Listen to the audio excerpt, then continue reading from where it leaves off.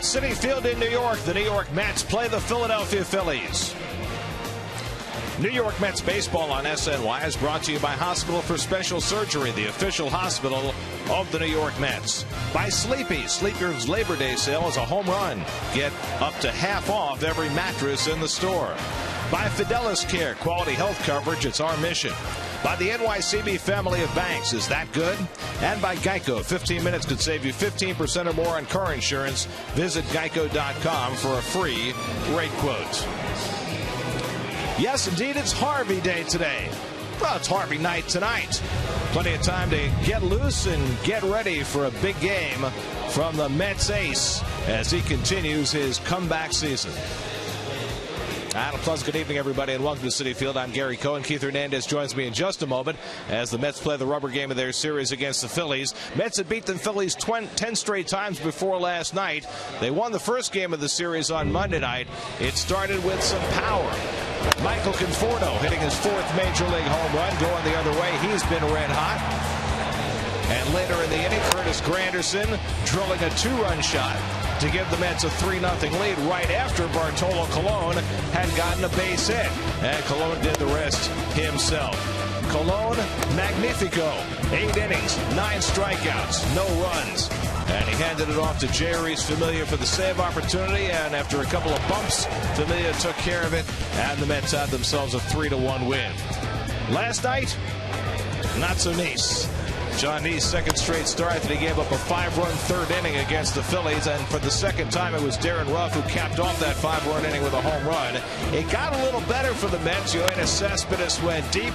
Mets put together a 4-run fifth inning and got to within 2 runs, but then Bobby Parnell in his first effort off the disabled list, not good. 2 walks, this error, and nothing but a distraught Bobby Parnell after that. The Phillies wound up scoring 8 runs in that 6th inning and putting the game away as they beat the Mets last night 14-8. And Keith, it was an ugly night all the way around for the Mets, but not a terrible one because of what happened in St. Louis. Well, Washington has now lost 2 very tough games in St. Louis. Had the lead late and lost. Time's running out. 30 games left.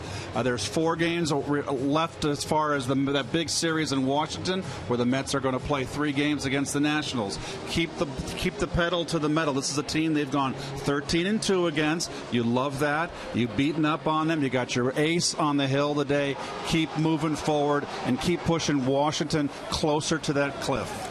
Terry Collins announced today that Matt Harvey will probably have another start skipped before the end of the season, but he's out there on regular rest tonight, and he's just been great over the last 2 months. Well, he's just been awesome, Gary. 11-7 on the year with an ERA of 2.48. He should have 16 wins on this year. His last 8 starts at Citi Field, he's got an ERA of 0.99, only 4-0. That's the kind of run support he's gotten. So he's been dominant against the Phillies in his young career. 7 starts, he's 5-1 with another ERA below 2. So he needs to be on an A game today and keep the Mets going. On the other side, the Mets get their first look at young Aaron Nola. He has gotten off to a terrific start in his brief career. Well, he's on a 5-game winning streak. Broke in against Tampa Bay on July 21st. He's the first start. This will be his first career start against the Mets. He's got good command. All-American out of LSU. So the Mets and Phillies wrap up the series and the homestand at Citi Field. All the action coming your way tonight right here on SNY.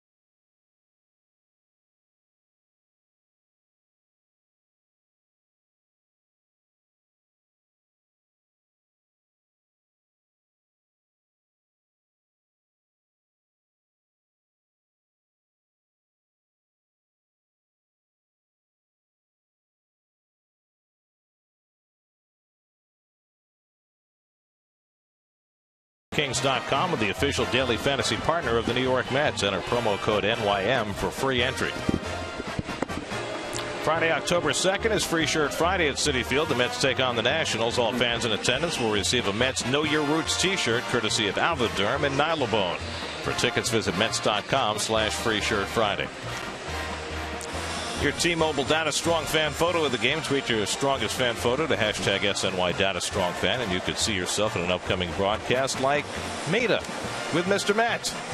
Mr. Met takes up most of the photo, gotta say. He's got a really big head. Fat head. Matt Harvey, his first pitch coming right up.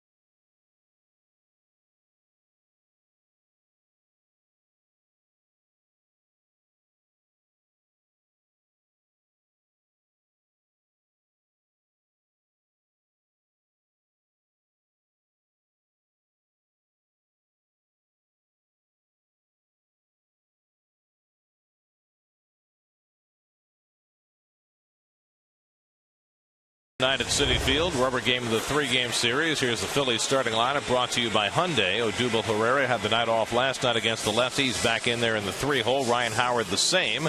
He'll hit cleanup. Cameron Rupp is setting rookie catcher records for the Phillies with his home run bat. Phils have perked up under Pete Mackanin, but they've only won 2 of 15 against the Mets this year.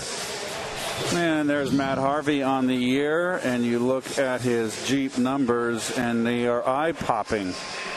The hits to innings pitched, the walks to innings pitched, the bad opposition batting average, all top shelf. And the defense for the Metsies, there they are right there. The defense is being held in abeyance. So just relax. Take a deep breath. Matt, just hold on till we round up the defense. I think Matt's going to throw his first pitch before we show the defense. Darnell Sweeney leads off. Sweeney 2 for 5, drove in 3 runs last night. Switch hitter steps in against Harvey. First pitch of the night is a fastball in for a strike, and we're underway. And unlike in Matt's last start against the Red Sox, the radar gun is fully operational tonight. No more conspiracy theories. Sweeney, 19 big league at bats. He's gotten off to a really hot start after coming over from the Dodgers in the trade for Chase Utley. Big switch hitter. Harvey coming off 6 scoreless innings against the Red Sox on Friday night. Elijah's 2 hits, struck out 8. A no decision game for him as the bullpen let it get away. 0-2 to Sweeney leading off. And the fastball runs inside 1-2. Cesar Hernandez, Odubel Herrera behind Sweeney in the Phillies batting order. There's the beautiful backdrop of Citi Field. Beautiful scoreboard. Beautiful field. And Sweeney goes down on the changeup. And Harvey has his first strikeout for his first out of the night. Textbook 0-2 fastball inside off the plate and then come back with a cambio sinking. And there's the grip, the circle change. And that is the pitch du jour. How would you say pitch for the season in French? I don't know. I don't know that word. Pitch d'année. Pitch of the year. Very good. Yeah. Do the best I can. Here's Cesar Hernandez. Oh, right by him. Hernandez 3 for 8 in this series. Switch hitter batting from his weaker side is .248 left-handed, .314 right-handed for Hernandez this year. And he takes a letter-high strike with a changeup, and it's 0-2. Really, if you look at Matt's numbers, his last bad start was back on July 4th against the Dodgers. He has just been superb. 0-2 coming up and away. Well, if you go back the last 12 starts for Harvey, he's got a 1.34 ERA, and that pretty much tells you everything you need to know. They had to skip him once along the way. They may have to skip him again later in the month. Oh, look at that curve. Great breaking ball to strike out Hernandez. Back-to-back strikeouts to start the night for Matt. Oh, my goodness. I was hoping we'd see this again. This is off the table. That's going to get a lot of hitters. Well, he's coming out sharp. Well, he's got everything working so far. 2 out and nobody on. That comes into the night, 5th in the National League in ERA. And when you consider that he had not thrown a pitch all of last season, it's a remarkable recovery from Tommy John surgery. Curveball misses to Odubel Herrera, 1-0. 18 decisions in 24 starts. And he's deserved a few more wins along the way.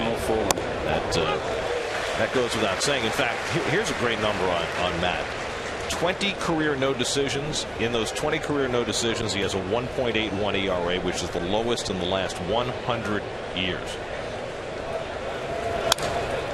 So he has not gotten much support from his offense or from his bullpen, but he has been magnificent. And the Lexus Met defense, Granderson in right field again. That's all we do is see him. 119th start in right field. He's only missed 10 games this year. The infield, of course, Murph at first.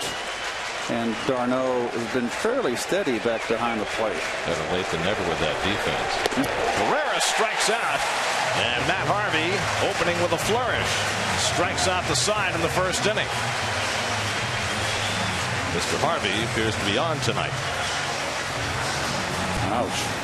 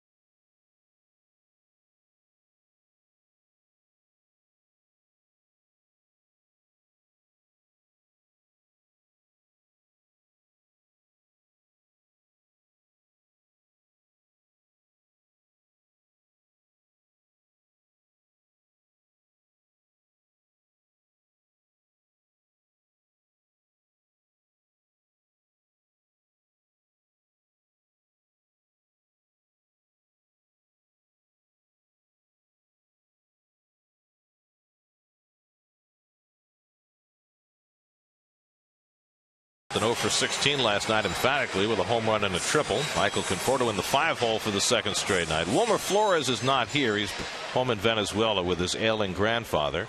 So the Mets are one man short tonight. And there's the 23-year-old Aaron Nola, All-American as a junior at LSU. 7th overall pick by the Phillies. Same draft as Michael Conforto. Control pitcher. You see, doesn't walk people. Curtis Granderson leads off for New York. Oh, I forgot that. And Nola's fastball in for a strike. Curtis 1 for 7 in this series, including a 2-run homer on Monday night. His 23rd of the year. Granderson, Cespedes, and Murphy against the loose-limbed Aaron Nola.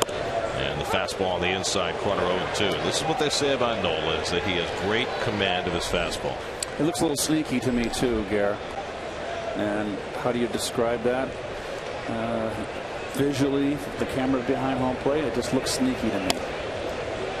You see how Curtis took that pitch. He's got enough on it to get your attention. He's not busting a radar gun. He's throwing 90, 91 miles an hour. He'll throw a slider and a changeup as well. There's his first breaking ball, and he strikes out Granderson for the first down. A pretty good one. Good spot, almost like a slurve. 3/4 delivery, Gary. Gets a lot of break towards the inside corner in that breaking ball. Not so much over the top like Harvey's. So 1 out and nobody on now. Cespedes. This will be his 30th game for the Mets tonight. He's hit 9 home runs for the Mets, all of them since August 12th, which ties him for the most in the majors over the last 3 weeks. Well, he broke a big offer last night with that home run that got the Mets within 2 runs. And Nola gets that breaking ball over. 0-1. Aaron Nola made his big league debut July the 21st against Tampa Bay. Lost that start 1-0, and he's 5-0 since. Cespedes pops it up.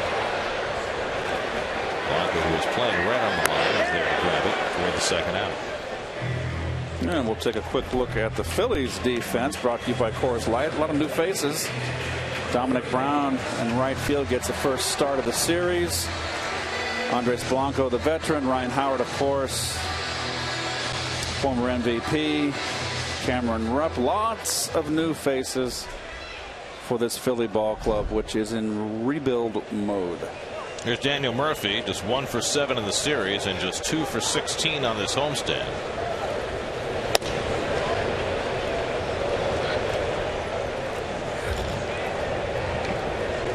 All these Mets are getting their first look in person at Aaron Nola. Of course, the Mets don't play the Phillies in spring training. Well, the Mets again will be an hour ahead of Washington, so they can kind of put the dagger in and twist it a little bit if they get a comfortable lead here. Put the pressure on the Nats. Murphy lifts one to right center, and Dominic Brown has it lined up. And so Aaron Nola has a 1-2-3 opening inning. Matt Harvey heads back to the mound for the second with 3 strikeouts under his belt. No score.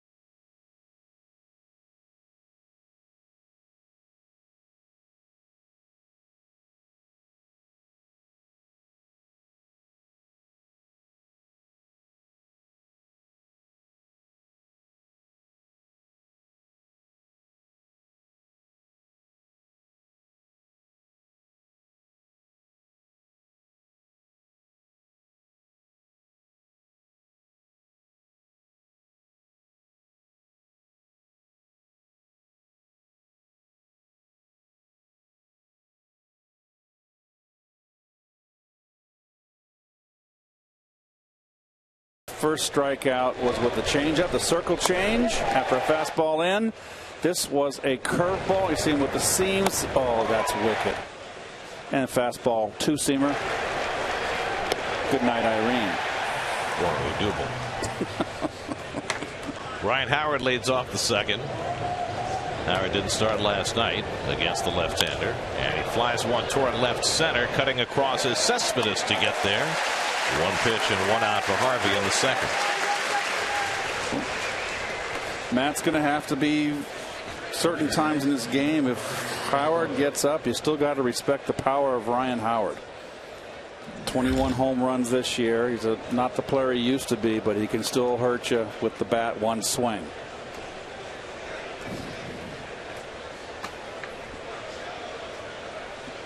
So one out and nobody on. Now Andres Blanco, the 31-year-old journeyman who has settled in at third base after the injury to Maikel Franco, who, by the way, it now looks is not going to be able to come back the rest of the year. They had been hoping that Franco was going to be able to come back in the last 2 weeks, but he's had a setback with his broken wrist, and it looks like he's probably done for the year. Well, no sense risking further injury. Good high fastball today from Harvey, up in the strike zone with his fastball. Good life, which is going to make his changeup sinking change down and his hard curveball down more effective. Classic up and down the ladder.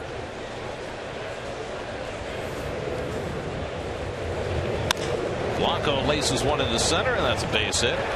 So the first base runner of the night for either side, the red-hot Andres Blanco, a one-out single. Matt opted to go after him, got the ball a little up, outside corner, but up. Nice hitting. And you can see by the swing, the elevation on belt high, Matt probably wanted it down. And that's an ugly helmet. Well, there's a prettier helmet. Yes, it's much cleaner, much cleaner. Because Dominic Brown hasn't gotten to play that much this year. He spent some time in the minor leagues, spent some time on the disabled list. It's been a. That is some. Yeah. Well, that's by design, right? You take as much pine tar as you can and you whack it across the emblem on the helmet. Dominic Brown hitting at 229. Takes a fastball for a strike, 1-1. When we played here in New York, here at the Mets, the clubhouse kids always kept our helmets clean. They were always buffed and cleaned off and buffed for every game. Well, if Blanco has his helmet like that, it's because he wants it that way. Correct. I think it's part of the uniform. It doesn't mean it's nitpicking. I prefer to have a clean helmet. My bat was my weapon. That's where the pine tar was. Well, nobody benefits from a sticky helmet. You don't need a grip on your helmet. No. Good running fastball. Brown's really regressed in his career. Too long a swing. A far cry from the 27 home runs he had in 2013. Had a great first half that year, made the All-Star team, but it has gone downhill from there. Cameron Rupp is on deck. Brown just 27 years old, though. They're still hoping that he can blossom. But he's certainly being pushed with all the younger talent the Phillies have now brought in. And Harvey strikes out Brown with a high changeup. Fourth strikeout of the night from that. 2 out of the inning.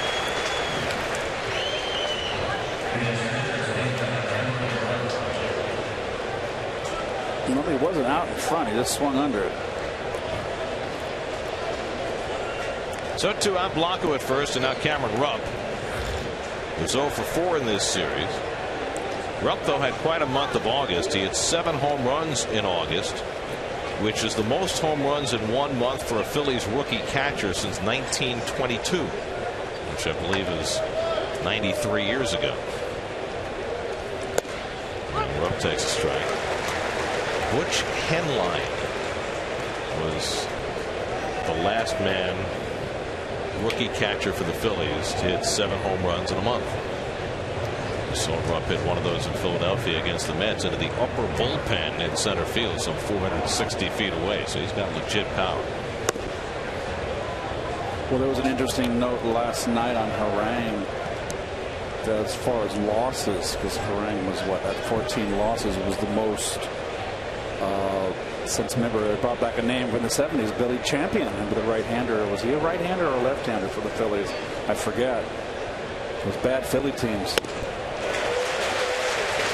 Harvey diving up to 98. Blows it by Rupp 1-2. Was 72 the year that Carlton had the year they won almost all of? How many? They won 27. They won 59. Right.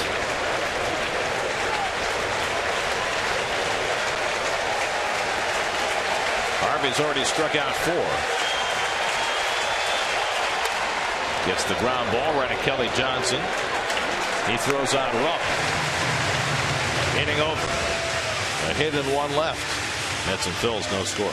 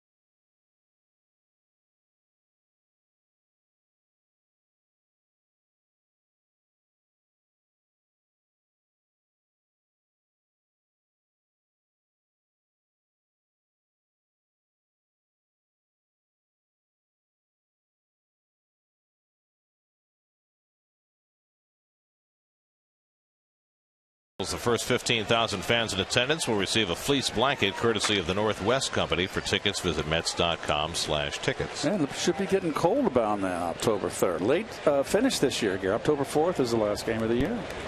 Or November 4th, depending on your point of view. Met fans are hopeful. David Wright leads off in the home second. Takes a strike from Aaron Nola.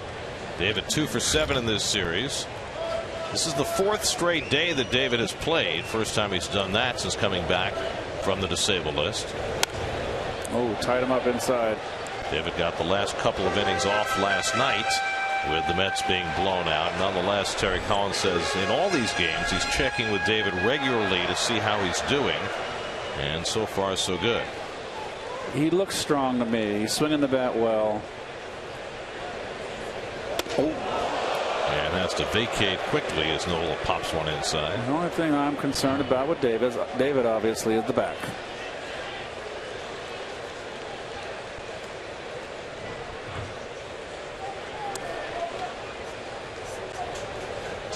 And the breaking ball line to left center, a base hit for Wright. Over quickly to cut it off is Sweeney, and Wright settles for a leadoff single. David Wright gets a high breaking ball, and he has the Mets' first hit of the night. Hanging slider or a curveball or slurve. See, he's a 3/4 delivery, and that stays flat. He's going to get in trouble if he gets too sidearm, Gary. That breaking ball stays flat. David again doesn't use a lot of lower body, upper body hitter, not a big stride. I remember one of the great comments by our former colleague, the late Ralph Kiner, about David's follow through. He said it reminded him of Joe DiMaggio. That was way back when David was hitting 30 home runs. And it was quite a compliment. Michael Conforto hits the first pitch in the air to shallow left. And Sweeney one-hands it, one away.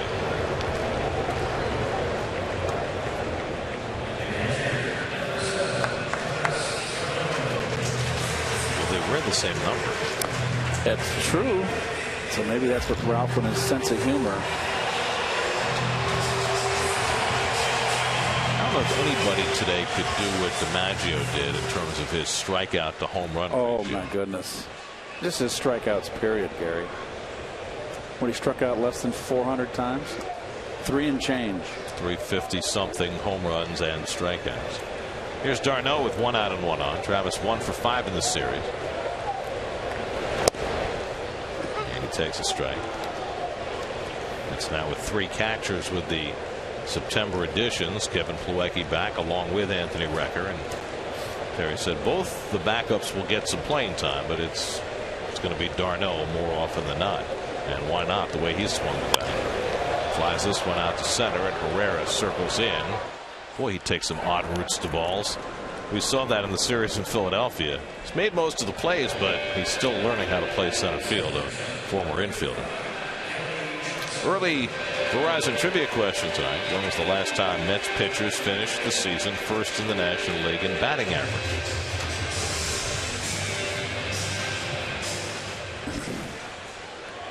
I was looking at my scorecard. I didn't quite get focused on that question. It was about Met pitchers leading the league in batting average. Oh. Now, you know, the Mets should be fortified in that department in September. Kelly Johnson swings and misses at a changeup, because they'll get Steven Matz back in the rotation this weekend. The Mets announced today that Matz will pitch Sunday in Miami. And of course, his debut, he had a hitting day the likes of which no debuting pitcher had ever had. 3 hits, 4 RBIs. Now, we don't want to get ahead of ourselves, but Terry Collins in the pregame I guess press conference kind of threw the challenge out to John Neese. John Neese is scheduled to throw the first game in Washington and said it's going to be the game of your life to pitch for us. I like that. Throw it out. Well, it's been a rough go for John. Last night was really his 3rd straight core start. He's given up 5 runs or more 3 starts in a row. And Terry said, you've had a bad stretch, but next game's the biggest game you've ever pitched in your life. Yep. So, and hopefully there will be more bigger ones after that. No way I looked at it. I look at it as, okay, you're overdue for a good one. And what better time? He'll be up against Max Scherzer. We don't want to get ahead of ourselves. Scherzer's pitching tonight for the Nats in St. Louis. He was supposed to face Michael Wacha, but Waka's been scratched to cut down on his innings, and lefty Tyler Lyons will go for St. Louis instead. 2-1 to Johnson, who's 1 for 4 in this series. And Kelly hits one down the left field line, slicing away from Sweeney toward the corner. It's down for an extra base hit. Wright racing to third. He's being waved home. The relay throw will not be made. It's an RBI double for Kelly Johnson, and the Mets score first. It's 1-0 New York.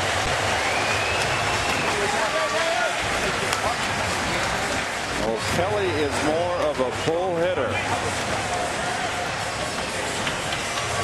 But he goes with this pitch beautifully right here. And David was chugging around the bases. I was kind of watching him. I don't think that he's a little bit misplayed off the wall right there. This is the first start for Sweeney in left field. He's another converted infielder, and looked like it on that play. Looks like David still, you know, it takes a long time to get in your running shape. You think about it, what is it, 90 feet to each base, and you're running around it, so that's 30 yards. So, you know, that's, people don't consider that because you think in terms of feet. I think in terms of football. And, you know, that's a 90-yard dash, a little over a 90-yard dash, 3 bases. It's get you puffing and puffing. Think about it. I mean, Tony Dorsett could do that. Earl Campbell could do that. Yes. They were big guys with ring equipment, but they didn't have to make 3 turns. Yes. Yep. It's a little bit longer, and you're at full sprint, and this is a game where, you're not sprinting all the time.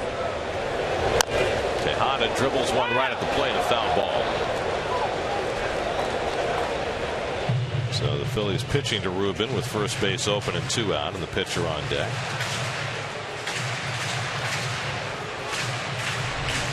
Matt Harvey, the 7th pick in the 2010 draft, facing Aaron Nola, the 7th overall pick in the 2014 draft.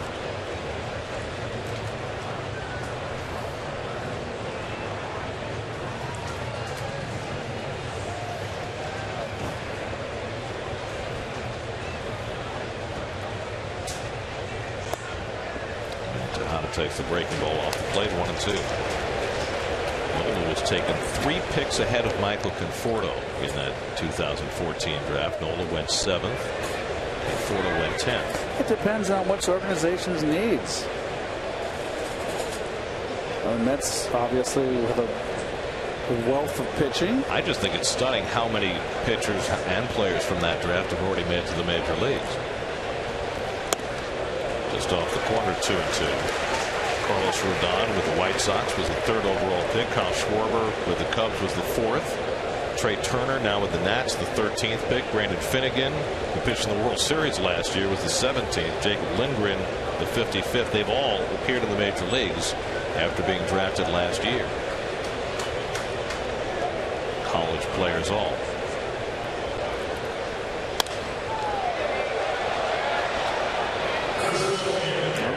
He asked for it, and there it is. And Schwarber's gotten most of the attention, but if you stack Schwarber's numbers up against Conforto's numbers right now, Conforto looks pretty good.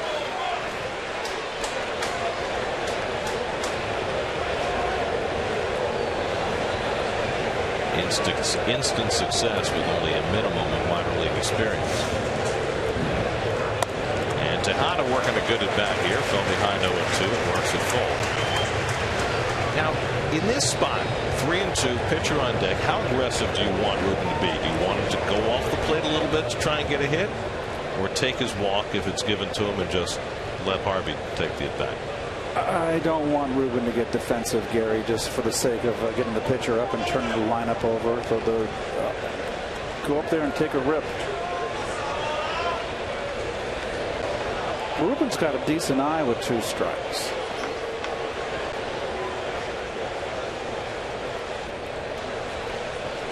But he's got 300 at bats coming into. They got 299 at bats. He's got 32 walks, so he's playing a full year. He had 60 walks. It's a decent on base percentage for an 8-hitter, 334. And he takes one the other way. Over toward the line comes Dominic Brown, and he can't get there, and it goes on by him as Brown flips over the wall. In to score is Johnson, racing for third. Tejada finally out to get it is Hernandez. Tejada will try to score, and he does. It's an inside the park home run. And now the concern for Dominic Brown, who flipped over that low wall. He appears to be okay, but Ruben Tejada hit it past him for a 2-run inside the park home run, and the Mets have a 3-0 lead. Well, we've talked since this stadium opened in 2009 about how dangerous that sidewall is, and Dominic Brown just experienced it firsthand. Well, he went head over heels here. He's a big, long-legged guy. There he goes.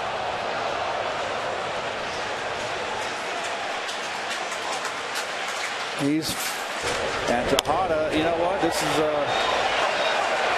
go Ruben. This is a 475-foot shot in the paper tomorrow. Well, he realized immediately what had happened, that Brown was out of play. The ball had rolled to the warning track, and by the time the second baseman Hernandez got out there, Ruben easily scored. It's the 3rd home run of the year for Tejada, and the Mets' first inside the park home run in more than 5 years.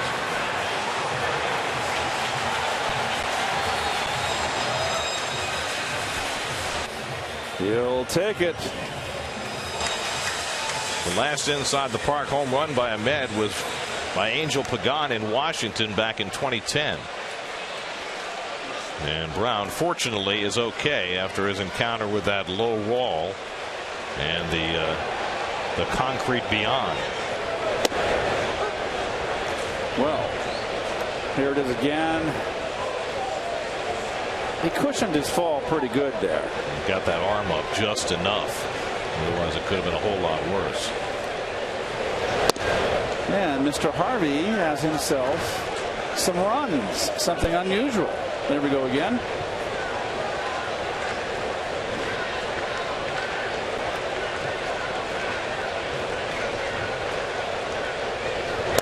Harvey's caught looking. That ends the inning. Second strikeout for Nola, but a productive inning for the Mets. And fortunately, Dominic Brown still in one piece. Ruben Tejada, the beneficiary. His first career inside the park home run. And the Mets take a 3-0 lead into the third.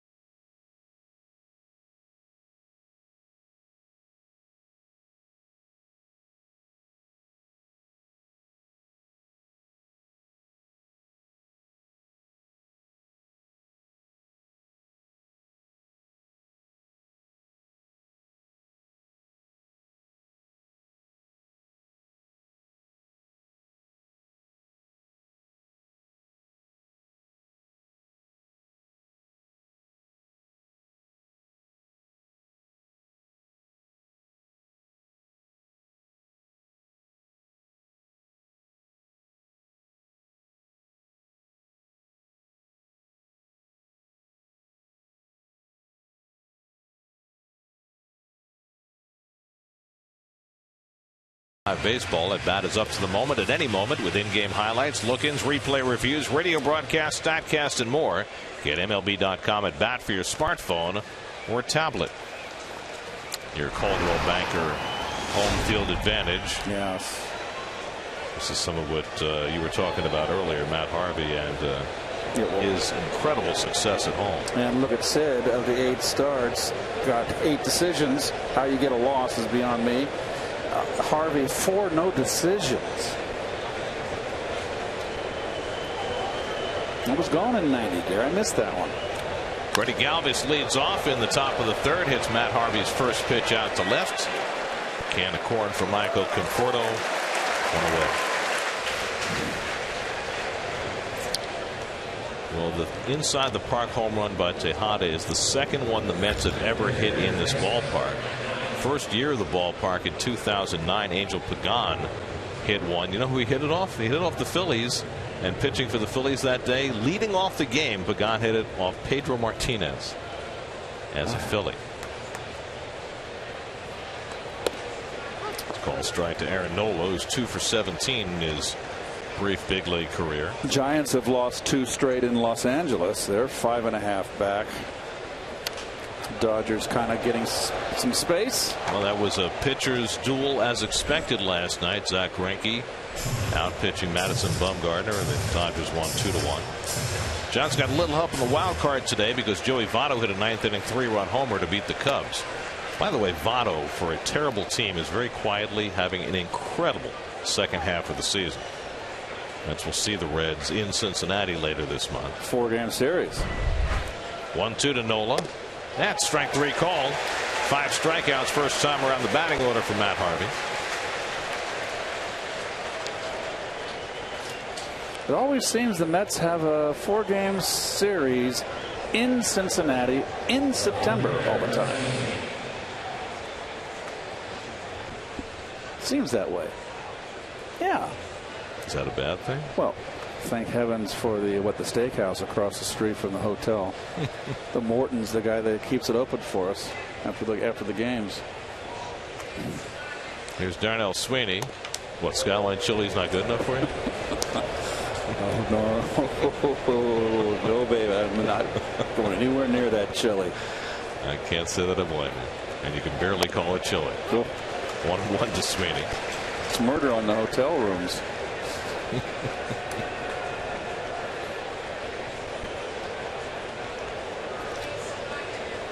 Sweeney struck out his first time up. Oh, he's got a good curve, Garrett. This is the best biting curve I've seen over the top to the left-hand hitters on the outside corner and location. 1-2 coming. A little bit high with the fastball at 97. 2-2. Matt went 6 scoreless in his last start against the Red Sox. Threw a lot of pitches in that game, 103, which was what took him out after 6. Would like to work to a little lower pitch count tonight, get a little deeper into the game. And so far, so good.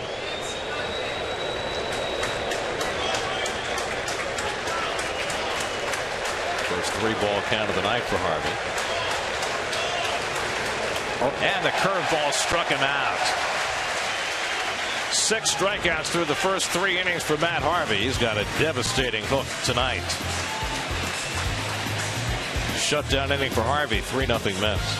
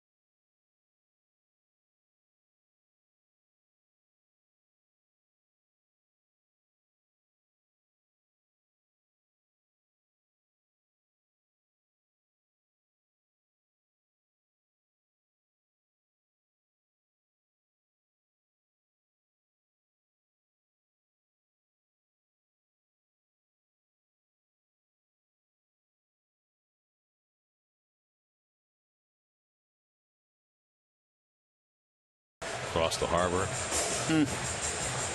That's just magnificent. We go to the bottom of the third. Mets with a 3-0 lead, and Steve Gelbs is standing by with one of the greatest basketball players this town has ever produced. Steve? Gary, yes, I am. Chris Mullin, who is now back as the head coach of the St. John's Red Storm, and you can see. I don't know if you can. He's getting talked. He's getting talked to by. This guy is one of the most popular people in the stadium today.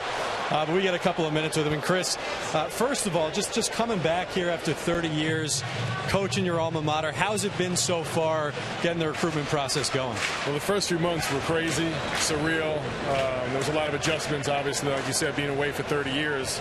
And my main concern was really my family. Coming back to St. John's was natural. The people there are great. You know, I know the ins and outs of the university. So that was an easy choice. It was really just getting my family situated, which I have now. And we got a new roster, new 9 players. So it's exciting. I'm looking forward to it. Granderson with the leadoff base hit here for the Mets as Cespedes steps up to the plate. You grew up a Mets fan in Brooklyn, and when you were playing for St. John's was right around the time that the worm was starting to turn and the Mets were starting to get good. What was that like to be in Queens just a few miles away as this thing was starting to build? Well, I'm going to date myself, okay? So I remember the 69 Mets, the 73 Mets, okay, when I was a child. But I basically saw that 86 championship team I saw built from the ground up. I started St. John's in 1981, and you can get a seat anywhere you wanted to in Shea Stadium. Then they acquired Darryl Strawberry, made some great trades. They got Gary Carden, number 17, Keith Hernandez. Then they got this guy, Doc Gooden. And all of a sudden, you couldn't get a seat in Shea Stadium. I had to go to my ace in the hole, Jay Horowitz, to get some tickets. So I saw that team built from the ground up. It was an exciting, incredible team. Got some of my favorite players over the years. I could go on and on. Keith Hernandez was one of my favorite players. You know, we both wore number 17. But dear to my heart is John Franco, St. John's alum. Johnny Boy grew up in Brooklyn, and he's probably my favorite Met. But like I said, I grew up a Met fan, being from Brooklyn, and I think it's about time for another World Championship. Well, it's looking decent right now, at least for a return to the playoffs. And Chris, you mentioned John Franco, St. John's guy. Frank Viola, also a St. John's guy. I know you missed them. They're a little older than you by just a year. But when you came in as a highly touted athlete, what did you hear about those guys? I know it was a different sport, but what did you hear about them at St. John's when you were coming in? Well, they were legends. They were legends. They had incredible teams there. You know, I heard stories about this incredible game they had against Yale and Ron Darling. Suppose he pitched 16 innings and hit a grand slam or something like that. But John Frank was from Brooklyn also, so I knew of him. And Frank Viola, a Long Island guy, was a great player. And St. John's has a great history, not only in basketball, but baseball as well. Yoenis Cespedes flies out to center there, 1 away. Chris, you're embarking on something new here with St. John's right now. Never coached before. You've been in the front office. You've been obviously a much decorated player. So when you look at the challenge, what is the thing that most excites you, and what do you think will be the biggest difference from what you've done in the past? Well, the number one thing, I'm doing something different, something I've never done before. To me, that's exciting at this point in my life to take on a new adventure. The basketball part, I think, is going to be natural for me. You know, being in the gym, training guys, trying to teach them how to play together is going to be, to me, I think, easy for me. But I think the biggest and most gratifying thing will be having an impact on these young kids' lives. Not only for the time that I have them, but hopefully my goal is to have an impact like Coach Carnesecca had on me. I met Lou Carnesecca when I was 12 years old. I'm 52 now, so we've had a 40-year relationship. All the things that he taught me to become a great basketball player, the biggest impact he had on me was mentoring me and leading me through life. And there's not a date that doesn't go by that things he taught me I don't think about. Anything that is daunting to you about being a coach for the first time? You know what? As you said, I played 16 years in the NBA. I was a GM. As a GM, a lot of times you're meeting with the coaches. So I haven't put my philosophy into play, but basically my whole life has been involved at different facets of the game. And like I said, one of the reasons I did this was I thought I could be a good coach. So you know what? Let's go try it. Let's go prove it. So that's the exciting part. Again, having been a player, I know one thing. Players make good coaches, so we got to keep getting good talent. Well, Chris, we appreciate the time, and good luck to you on your first season here with the Red Storm. Okay, let's go Mets. Let's get a championship this year. Well, there you go. That's the way to end an interview. Gary, back up to you. Chris Mullin, who's number 17, was retired by the Golden State Warriors. He had a wonderful collegiate and professional career, and I remember him with the Johnnies. Well, his St. John's career bloomed just as your Mets career was beginning. Same time. Absolutely. And his senior year was 85, right? Very competitive league then, Georgetown, all that. It was a very competitive basketball league. And Syracuse, St. John's, huge rivalry. Yes.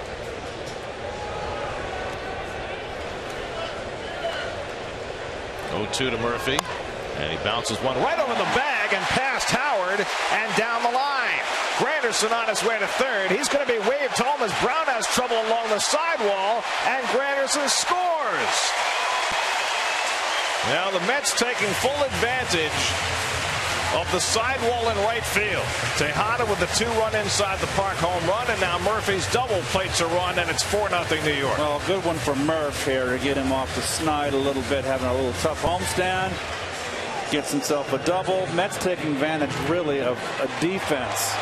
The defensive deficiencies of the Phillies. Howard, not a great glove, not great range. He gets his glove there. It's under his glove. Dominic Brown, a poor choice, trying to make a catch on the fly ball, resulted in an inside the park home run. These are gifts the Mets will take. And guess what? Those Nationals are getting ready to get it going in St. Louis, and they're going to start that game, and they're going to see a big 4 spot up there. So Aaron Nola, who has been so successful, having trouble behind him tonight. Here's Brown on the sidewall this time. And that little bobble enabled Tim Tuffle to wave Granderson home with the 4th Met run. David Wright had a base hit his first time up, and he takes wide for ball 1. So the Mets with 4 runs and 5 hits against Nola, who in his last start Friday allowed just 1 run and 2 hits over 7 innings against the Padres. And remember, he comes in here riding high with a 5-game winning streak. Nola. First Phillies rookie to win 5 in a row since Vance Worley 4 years ago. And Wright fouls one into the ground on a changeup, 1-1.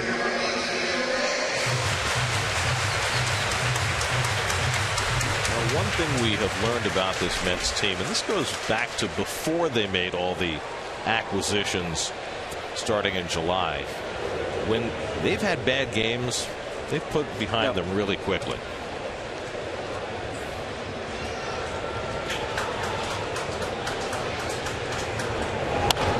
Slowly hit.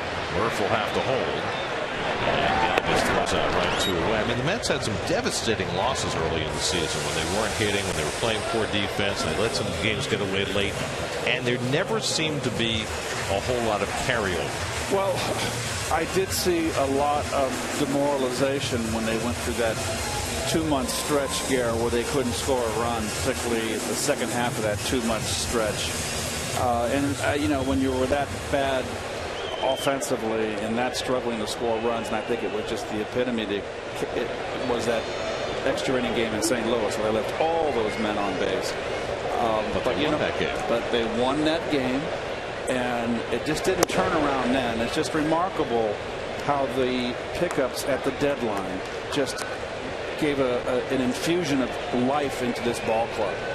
Well, life and talent too. Yes. I mean, you think about what's happened since the Mets brought up Conforto and made the trade for Uribe and Johnson. They basically added 6 quality offensive players because there's Conforto, Uribe, Johnson, Cespedes came the next week, and then Darno and Wright came back off the disabled list. That's half a dozen quality big league hitters. They've always hung in there, and a lot of credit goes to the skipper down there, Terry Collins. He's a guy, he's a fighter, he doesn't quit, he has to set the example. He's a pepper pot down there. Conforto toward the left field corner, back toward the wall, and it's out of here! Michael Conforto with another opposite field home run. Number 5 for Conforto, a 2-run shot. And it's 6-0 New York.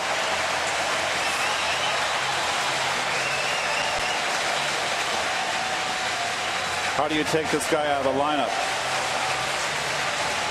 I don't think Terry has any intention of doing that. Maybe let him play against some left-handers. That'll be the next step. Yep. Look at that, hitting it right where it's pitched. Got a little under it, and look at his strength. This kid can hit. And he's shown off line-to-line power in fewer than 100 big league at-bats. With the first one he hit in Miami that went to right center. Now he hit one to left center earlier in this series, and now this one straightaway left. That home run by Conforto means $2,000 for an NYC community partner, courtesy of Citi. 4,000 on the night with the Tejada home run, which still counts. I have not seen a hitter come down the pike here, a handful as talented as Conforto. I was thinking about this today, Keith, when you put everything together about his ability, his demeanor, his ability to make adjustments early in his career. This is the most exciting hitter the Mets have brought to the major leagues since David Wright. I agree. Darno pulls one over the bag, and it gets under the glove of Blanco and goes down the line. Darno heads to second. Sweeney makes the throw. Darno slides in safely. Wow. Well, Aaron Nola is not having any plays made behind him, but the Mets hitting some balls hard, and this one got by Blanco. Well, that ball's tough chance. But off the tip of his glove, and that's going to be a double, I'm sure. But you're right, Garrett, not getting a lot of support, and the Mets are pouring it on. Fourth hit of the inning, third extra base hit of the inning against Nola. Mets have 5 extra base hits on the night. Kelly Johnson had the first one, a double to left field in the second inning that drove in the first run of the night.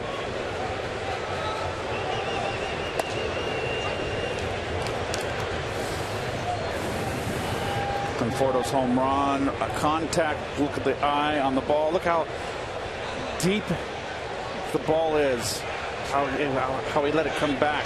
The key to hitting an outside pitch, it's really the only pitch that you hit on the outside corner where you hit it like a golfer, right straight up and down. Most of the time you're hitting out here, but the ball away, when you're going to hit the ball and drive it like that, you hit it right like a golfer right here. You're right there, and that's the contact, and that's what makes the ball drive off your bat, and that's what he did. Deep in the, they say get it deep. I don't like that term.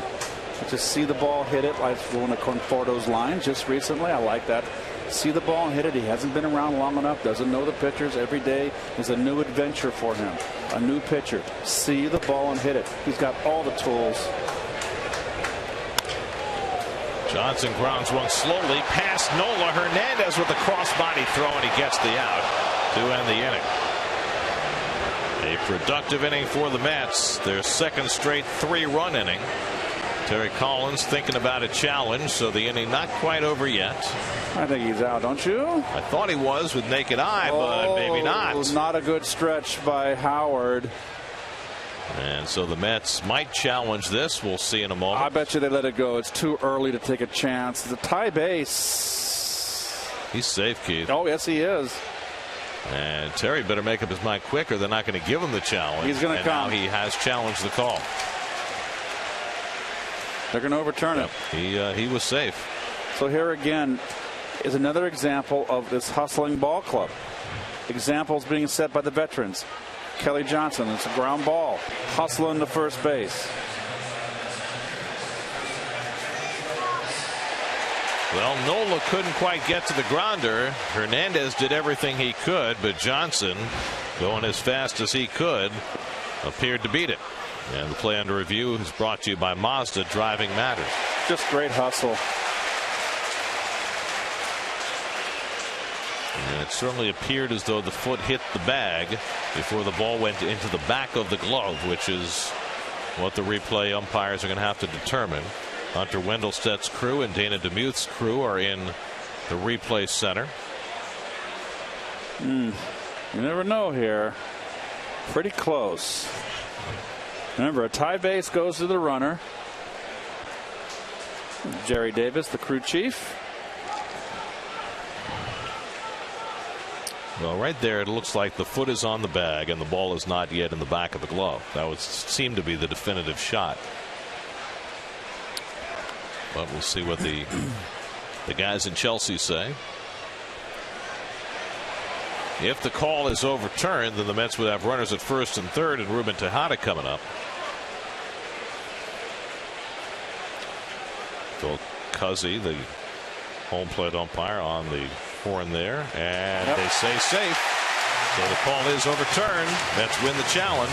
Nice and hustle. Kelly Johnson is 2 for 2.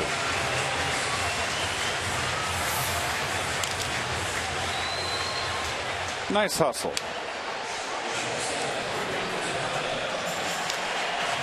So the inning continues. The Mets' 5th hit of the inning, and their 8th against Aaron Nola. And now Ruben Tejada, who picked up an inside the park home run his first time up when he hit one down the right field line, and Dominic Brown flipped over the sidewall. They always ask the question, right, when somebody says, well, I hit an inside the park home run, they say, how many people fell down? Well, in this case, Ruben could say, well, only one. It was like a fighter getting punched out of the ring. It was Tejada's third home run of the year. The first two left the ballpark. This one didn't have to. First and third and 2 out. And Ruben grounds one foul. The Toronto Blue Jays are out quickly again tonight. 5-0 over Cleveland in the third.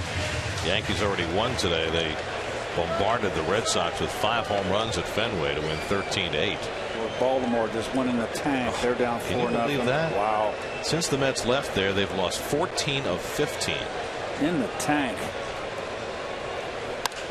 Little flare into right, and Brown is positioned perfectly to make the catch and retire the side. But the Mets put together 5 hits and scored 3 times. 2 of them on one opposite field swing from Michael Conforto. Conforto's second home run of the series, his 5th of his big league career, and the Mets lead 6-0 after 3.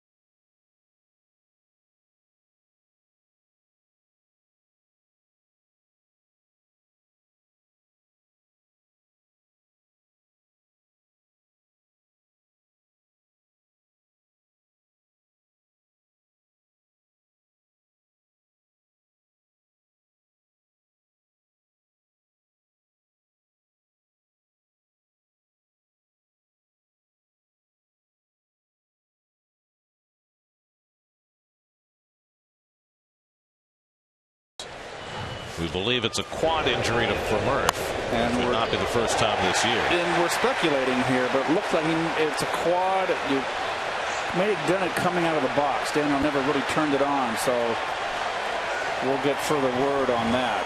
Cesar Hernandez leads off the 4th inning and bounces the curveball foul. Well, Murph was on the disabled list with a quad injury earlier this season, so that certainly bears watching. Hopefully nothing too serious this time. Hernandez struck out his first time up, one of 6 strikeouts for Matt Harvey over the first 3 innings. And a slow ground ball. Kelly Johnson moves in front of it and throws out Hernandez one away. Well, we talked earlier about Matt Harvey and how little support he has had through his career from his offense and from his bullpen. He's had plenty of support tonight. And I'm sure he's very happy about that, but it's a long way to go. And you know what? Hey, I've got a 6-run lead. Should be able to hold it. Here's Odubel Herrera, who struck out his first time up. Matt is on an incredible roll right now. His last 5 starts, he's allowed 1 run or no runs and 1 walk or no walks. 5 straight starts.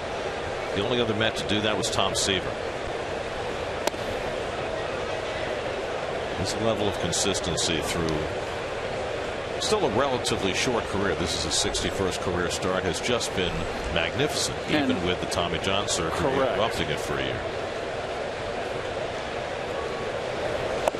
I mean, the thought that you could miss an entire season, and you see what he's done over his first 60 starts, 1 run or no runs, and more than half of them the only pitcher in the last 100 years.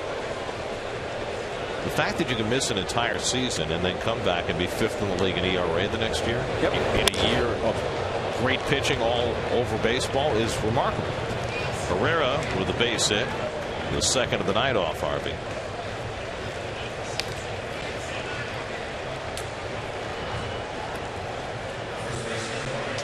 Ripped fastball.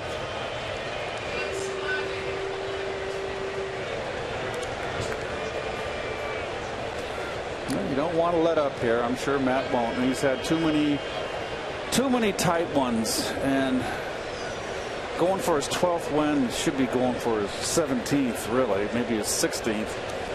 But those are the breaks. Now Ryan Howard, who flied out to center on the first pitch he saw tonight. Herrera at first and 1 out. And it pops out of the mid of Darno, but not far enough for Herrera to make a move.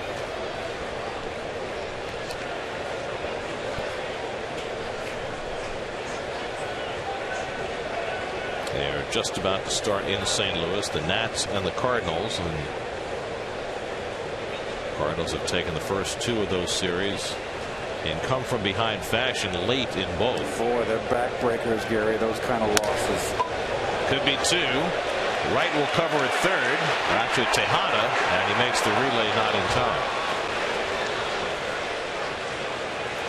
So it is a 5-6 fielder's choice. Wright to Tejada. I get very confused sometimes about where all these guys are playing. How did we decide on scoring that the right R?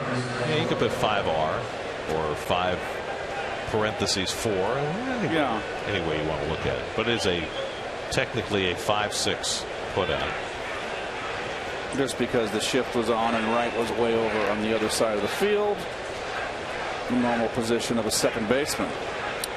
So Howard is on first, and Cuddyer will play behind him with Andres Blanco at the plate. Blanco had a base hit to center field his first time up. Both base hits. Oh, nice hook. Both base hits off Harvey. Fastballs away, belt high. Blanco had one in the second inning. Herrera in this inning.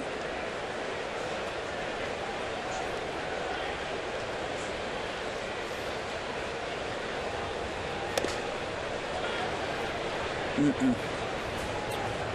1-1 to Blanco.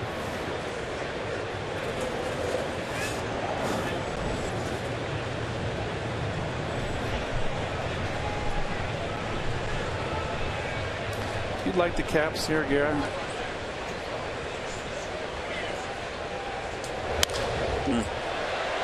I'm not fond of these two-tone caps of the Metses. By the way, you just saw Cody Ashley on deck. Remember, Dominic Brown flipped over the sidewall earlier in the game, so looks like maybe he's coming out now for the Phillies. I don't know. It's a different look. I don't like the white border on the hat either. Yeah, I like the solid orange. That would be the only thing that I would probably take away if I were designing it, but it's not my job. No, that's just our opinion. Fly ball left center, easy for Cespedes, and that retires the side. 4 scoreless innings for Harvey. He's got himself a 6-0 lead in the 4th. We're celebrating 10 years of Mets baseball on SNY. After the break, we'll go back and relive another one of the thrilling moments from the past.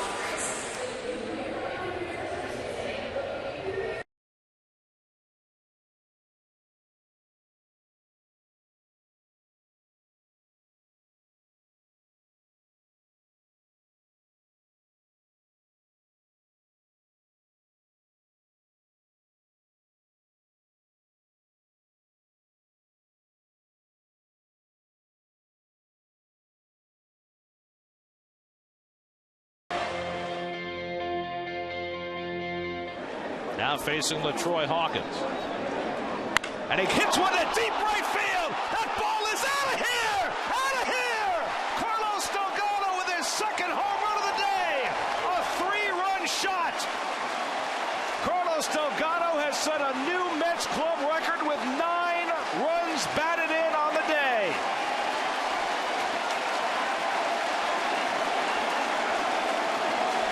A monumental monumental performance by Carlos Delgado.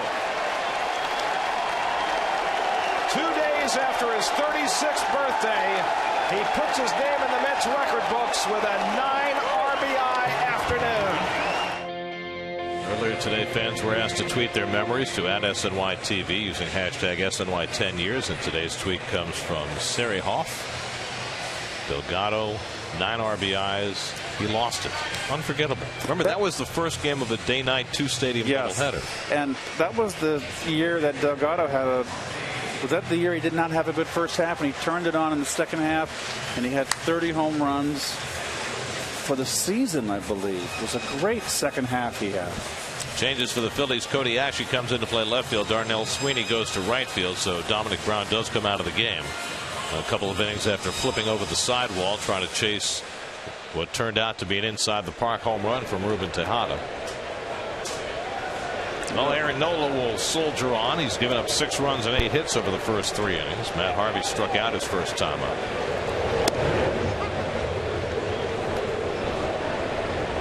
Remember the post-game interview after that 9 RBI game? I sure do. Kevin was brilliant.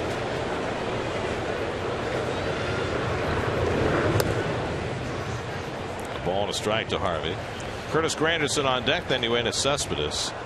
Well, this is the first time in his brief major league career that Aaron Nola has been cuffed around like this. Hasn't had a lot of help from his defense either. But the Mets have hit a couple of home runs. They have 5 extra base hits among their 8 hits. They've taken him out of his rhythm. He's a guy that locates his fastball, and he's just missing, falling behind the count. His defense has let him down a tad. Well, those were his numbers coming into the game. He had won his last 5 decisions.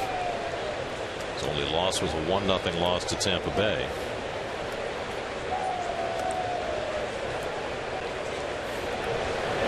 And just for a comparison, Nola came into the game with a 1.07 whip, which was the lowest for a Phillies pitcher through his first 8 career starts since Vicente Padilla in 2002. Vicente Padilla, the headhunter. So he's gotten off to a very nice start, but not tonight. He gets the curveball in to get Harvey looking. 3rd strikeout for Nola. 1 down in the home 4th. Let's answer our Verizon trivia question. Last time Mets pitchers finished first in National League batting average? 90. Again, the year after you left. We're big on 1990 today, Keith. Well, they had to pick up the slack and lost my bat. Wally Whitehurst had the highest batting average among the pitchers that year. He had 250. David Cohn hit 200. Sid Fernandez 190. Doc hit 187. Even Viola hit 153, which had to be a career high. That was the year that Dave Magadan had a fantastic season. Well, remember, they brought in Mike Marshall to be the first baseman replacing you.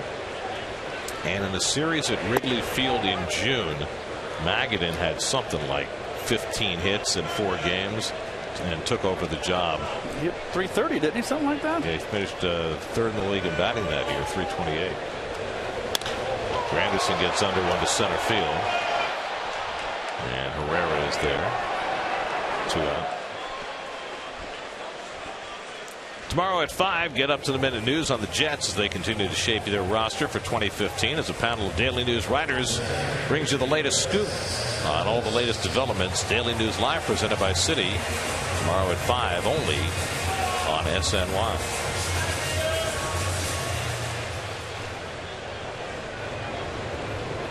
Two out and nobody on now. Yoenis Cespedes, who was the only one of the Mets starting 8 without a hit tonight. He was robbed of a hit by Odubel Herrera, who made a diving catch in center field his last time up. And he grounds that one to the left side for Galvis. And the overhand throw, close play, and he beats it out. Well, Galvis playing over toward the hole in the shift. Thought he had a little more time, but Cespedes running hard beats it out. No, the Phillies are just, you know, these second division clubs, when you beat up on them. And we'll see if the Phillies challenge the call at first. See, Howard's never been a good stretcher. Get out there with that glove hand like you're throwing a straight arm, a football player with a straight arm. those are precious seconds.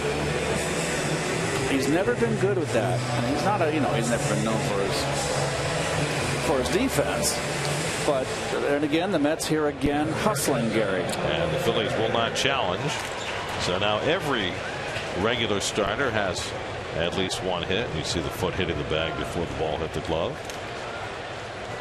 So it's an infield single for Cespedes, and now Michael Kadire will bat for the first time. Murphy came out. We're being told now it's just discomfort in his quad, and he was taken out as a precaution. So get some ice on it. So it sounds like it was not a serious pull. At least they certainly hope not.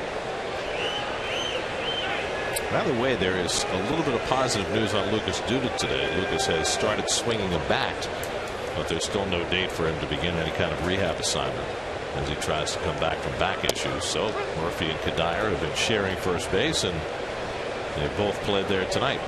And the Mets have other guys who can play there. Kelly Johnson can play first base. In a pinch, they can move Uribe over to first. Eric Campbell can play first. So they've got plenty of options. Kadire goes down swinging, so Nola has his 4th strikeout, and the inning thus ends.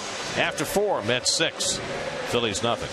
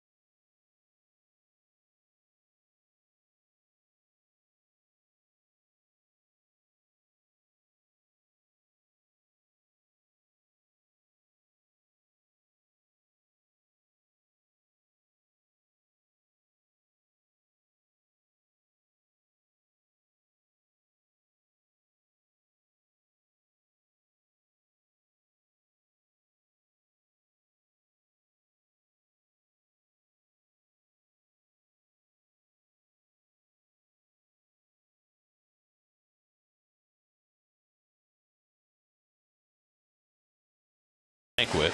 That is just an incredible shot, isn't it? Yeah, it is.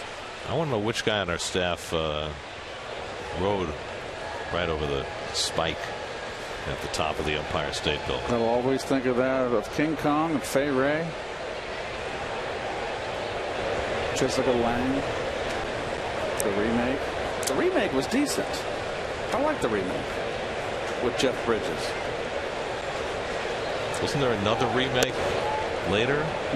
The Jack Black version? Was that an El Stinko? Not my favorite. Cody Ashe, after the first time, took over in the lineup, and Dominic Brown came out.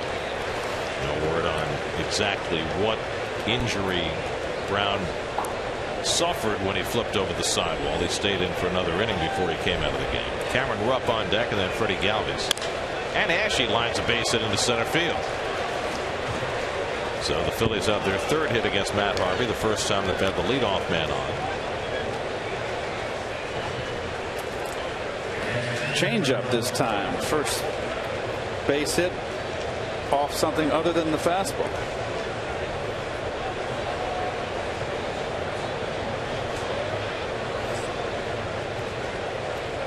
Sometimes those hitters confound you. So first at bat of the series for Ashe, and he has a base hit. Now Cameron Rupp, who grounded out his first time up.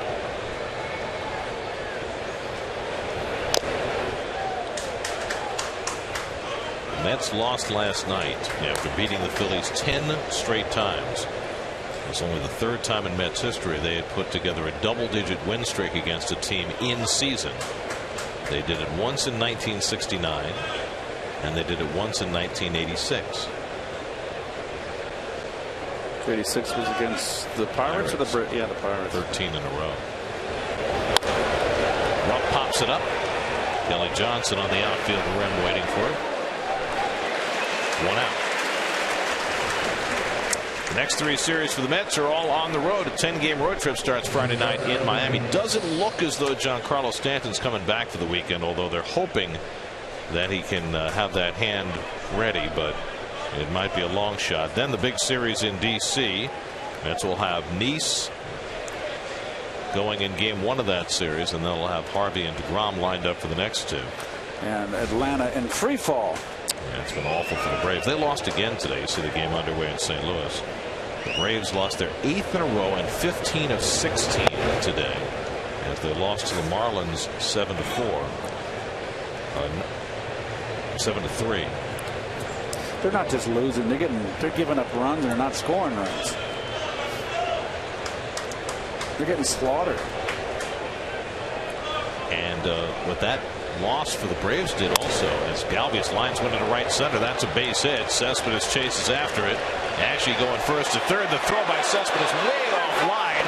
Ashe decides to stay at third, and Galvis goes to second. Ill-advised. Cespedes had no chance even with a good throw to get Ashe, and he threw it about 20 feet wide of the mark. Well, the other thing is it's a 6-run ball game. Ball's hit in the gap. You got to run to the other, away from third base to right center. Keep the double play in order. Well, the official score is going to be kind to Cespedes and say second on the throw for Galvis, not an error. Really? Yeah. Well, that throw? Okay. To the next bounce for David. Otherwise, Ashe would have scored. And now the official score just changed his mind, and it's going to be an error charged to Cespedes. I don't think that's proper. So a single error on the center fielder. Runners at second and third. First time all night that the Phillies have had a runner in scoring position. Eric Kratz, pinch hitting. He was just called up yesterday to give the Phillies a third catcher. 35-year-old veteran who's had a couple of stints with the Phillies.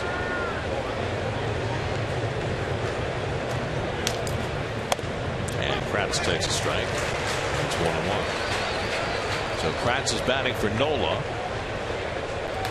He suffered his worst day in the big leagues so far. Kratz picked up this summer. He had spent 3 years earlier in his career with the Phillies. Stops in Toronto and then the last 2 years in Kansas City. And he fouls one back. 1-2. Well, there's the way the pitching will line up for the Mets. Your city probables in Miami. Jacob DeGrom goes Friday night. Bartolo Colon on his day Saturday. And then Steven Matz will sub for Noah Syndergaard this time around in the rotation. Hand has been kind of in and out. You can see he gets the potential to throw a good ball game, but the Mets have been tough on Culver this year. 1-2 coming, and Kratz lines one to left center field, and Conforto won't get there. It's up the gap into the wall, and two Phillies will score. Ashe is in, Galvis right behind him. A 2-run pinch hit double for Eric Kratz gets Philadelphia on the board. It's now 6-2 New York.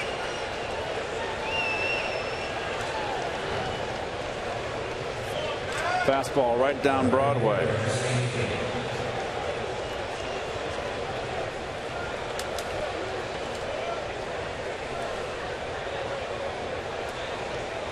Not a big follow through in that swing.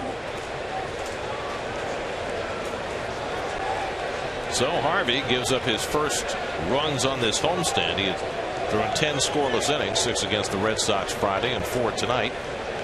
Now he's been touched. Third time around the batting order now for Darnell Sweeney. And he takes a fastball for a strike.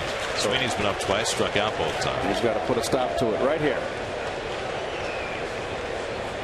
That's all you get.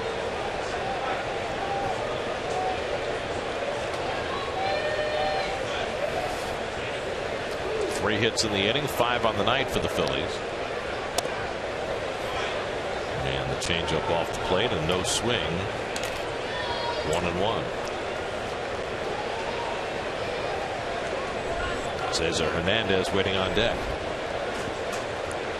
I was about to say the Marlins with that win over the Braves today moved past Atlanta in the standings. Miami's now in 3rd place in the National League East. It's sharply, but right at Johnson. It comes up on him and he handles it nicely. 2nd out. Kratz goes to 3rd. So the Marlins have been playing a little better, but today their fine shortstop Danny Echeverria came out of the game with a hamstring problem, so we might not see him this weekend. The Marlins might, and I say might because Andrelton Simmons is still in the league, they might have the Gold Glove second baseman and shortstop this year with Gordon and Echeverria. It's the best keystone I've seen in the National League this year. Defensively. Here's Hernandez, and he takes low and in for ball 1. Lots of stories out of Miami this week about the future of their managerial position and their front office. Dan Jennings, who came down from the GM's job to the dugout. The reports are that he will go back to the front office and they'll look for a manager. But they've also reassigned a whole bunch of people in that Miami front office after what has been a very disappointing year for them. 24 games under 500 when they had designs on contending this year.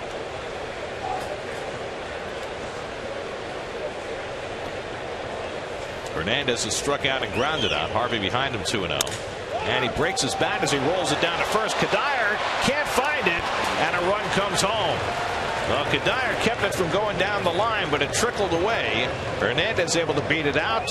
Kratz scores the 3rd run of the inning, and now it's 6-3 New York.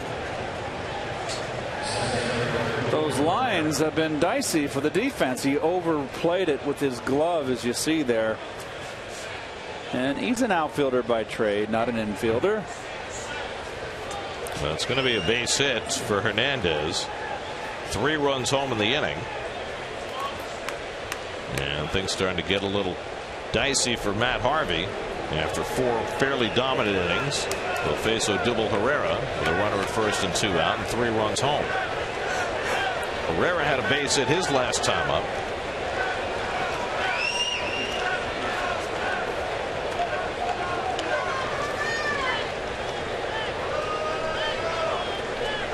Odubel Herrera right among the leaders in batting average among National League rookies. That's presented by DraftKings. Play daily fantasy baseball for free on DraftKings.com. Enter promo code NYN for free entry.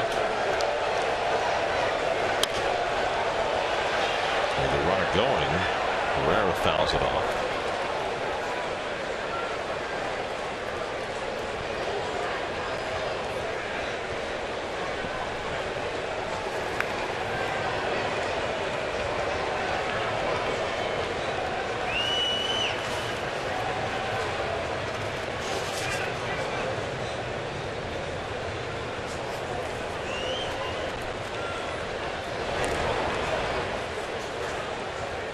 The entire month of August, Matt Harvey gave up 1 run in 4 starts.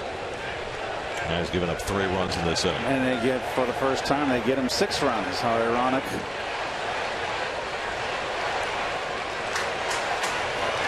Well, we talked about lack of support. Today he's had support, but now all of a sudden, fairly human here in the 5th inning. He's given up 3 runs and 4 hits.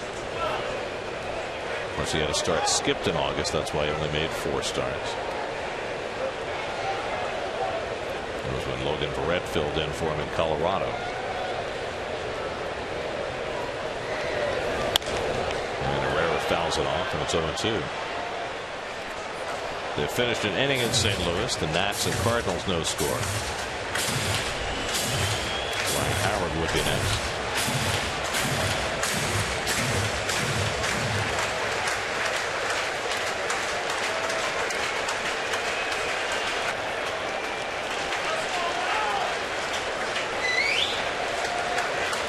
Matt really slowing down his pace here in the 5th inning, trying to get this 3rd out, which has proved elusive for him.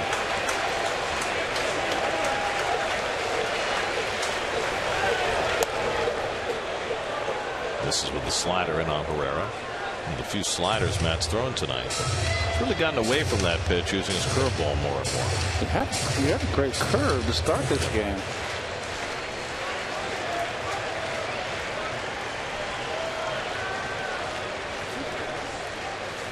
He's already thrown 20 pitches in this inning. There goes Hernandez, but Herrera strikes out on the slider to end the inning. 7 strikeouts for Harvey, but a productive inning for the Phillies as they put up a 3 spot halfway through. 6-3 New York.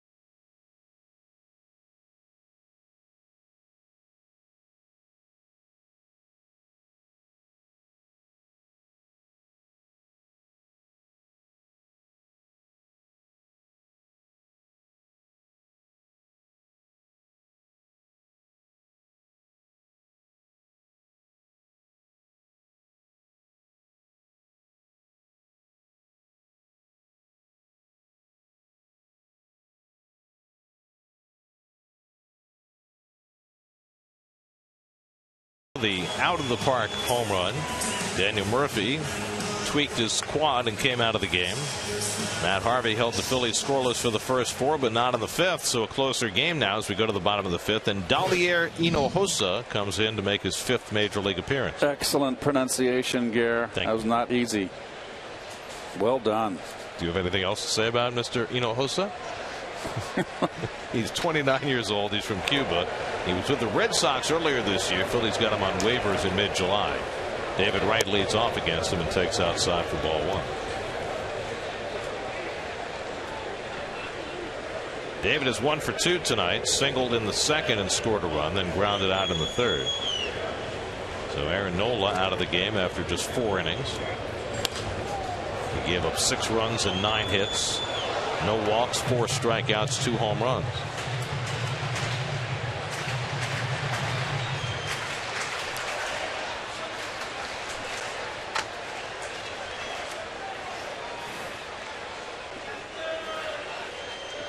One and one to Wright.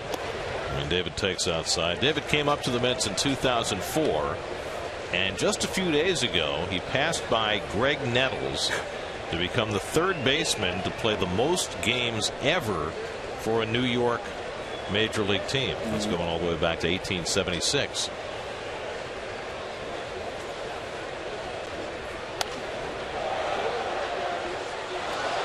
And would you like to know who's played the most games at other positions in New York? Well, you knew it had to be Lou Gehrig at first base.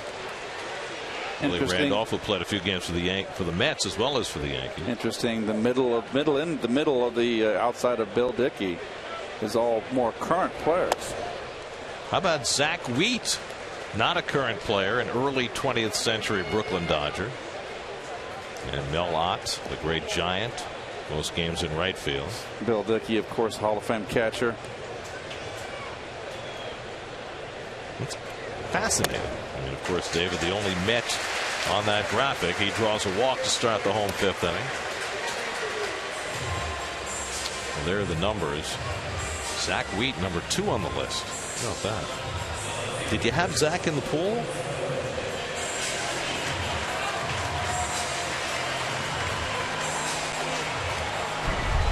I mean, I would think for most fans that would be the name that they probably had not heard.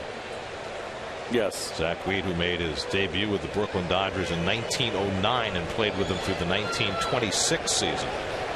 As Michael Conforto takes inside ball 1. Zach was a lifetime .317 hitter, and in an era that didn't produce a lot of home runs, at 132 home runs.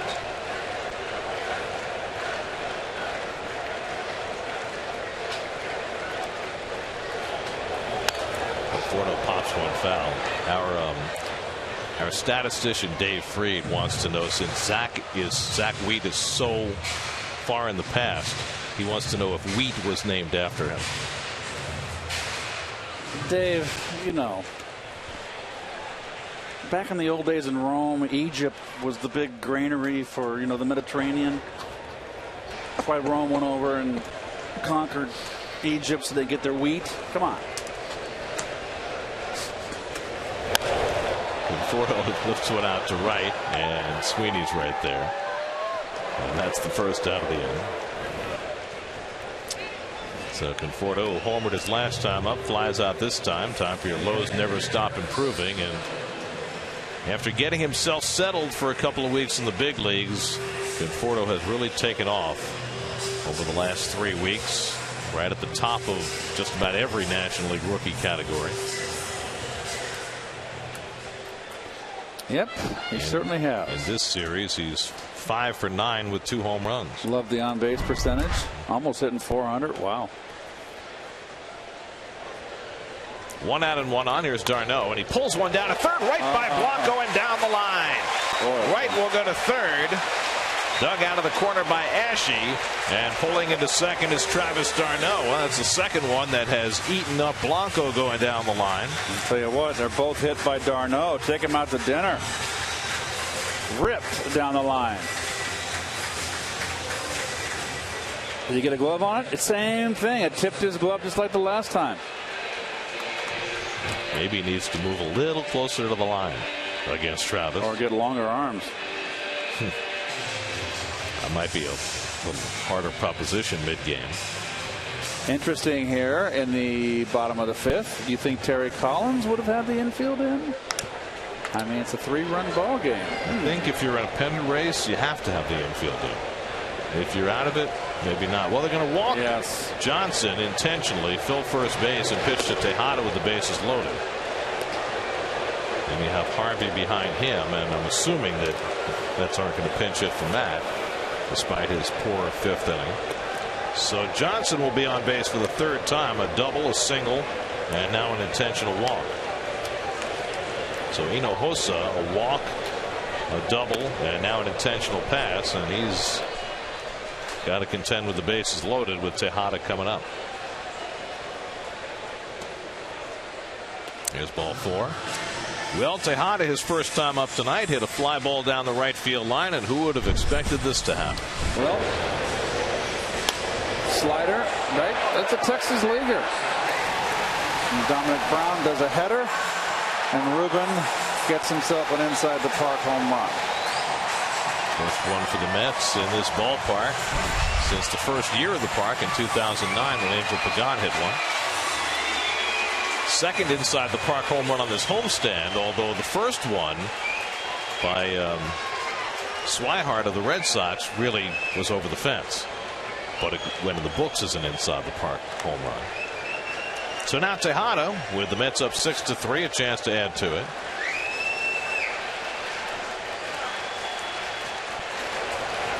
And Ruben fouls one off the catcher and back.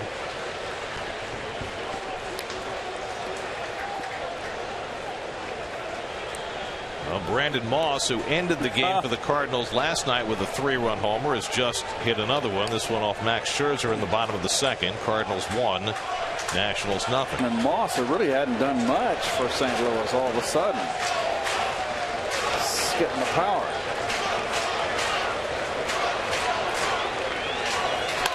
Tejada rolls one to the right side, smothered by Howard. A nice backhand flip for the out as a run comes home. Wright scores to make it 7-3. Nice play by Ryan Howard to get the out. But it's the third RBI of the night for Ruben Tejada. Well, Ruben jammed mightily. I don't know how he didn't break his bat. Serious inside out jammage. Nice play by Howard. Good backhanded flip, but the run scores. Mets got a 4-run lead. That's as good a play as you're going to see Ryan Howard make at first base. So Matt Harvey can help himself here. A base hit, plates 2.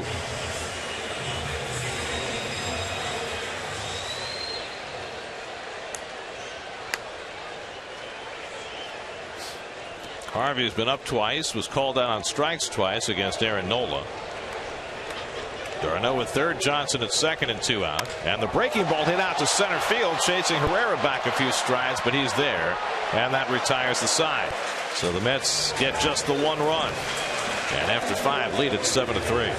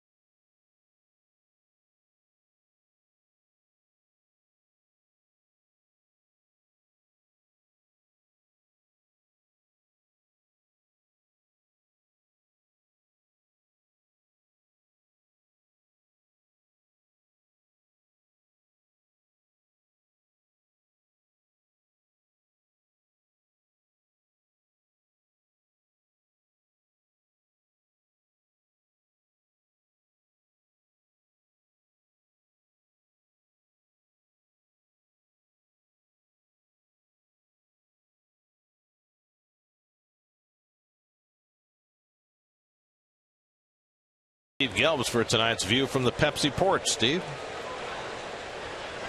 Hey, and people read articles on the Mets if you're a Mets fan every day, and we thought it might be fun to actually take a look into a day in the life of Mets beat writers and what these guys have to go through, because it's a great job, but it can be a taxing job as well. There's a lot more that goes into it than just watching the baseball game and then writing something about it the next day. First of all, just like us who do the broadcast, they come here 4 hours before every game, work the clubhouse a little bit, and when game time starts, for most beat writers, they have 2 jobs. They have to write 2 different stories. One is a notebook, which is just kind of news and nuggets, short little things, like, for instance, Steven Matt's going to get the start on Sunday in Miami. So that's something that they get finished with pretty early, as Howard pops this one up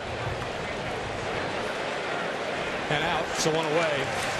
But the second one is the big one, and that's the gamer that they have to do, the game story. And for that, that's really difficult in a lot of respects, for the simple fact that the first deadline that these writers have to submit their article is the second the game ends. So they can't just watch the game and then write about it. They have to be writing about the game while it's going on. Then once the game ends, submit it, go into the locker room, get some quotes, insert those. The second and final deadline usually comes around midnight. And that's kind of been the way it's gone for years and years and years. But recently, social media, and isn't this the truth with most things, has changed the way that these guys have to do their jobs. Even in game, they also have to tweet while they're doing these other jobs. And then, as one beat writer put it, it can sometimes alter the way you write, because in the past, journalism was a one-way street. You wrote what you wanted to write. Now you get immediate feedback, and sometimes that makes you kind of alter how you go about it, because fans don't want just the straight journalism anymore. They want some opinion. So as one beat writer described it to me, it's almost like you're walking the line between a critic and a straight journalist right now. It definitely is a more complicated pursuit than it used to be. Well, we know that Mike Puma over there from the Post, he's the king of the tweeters. But there is a lot more involved now. There's no question. There they are.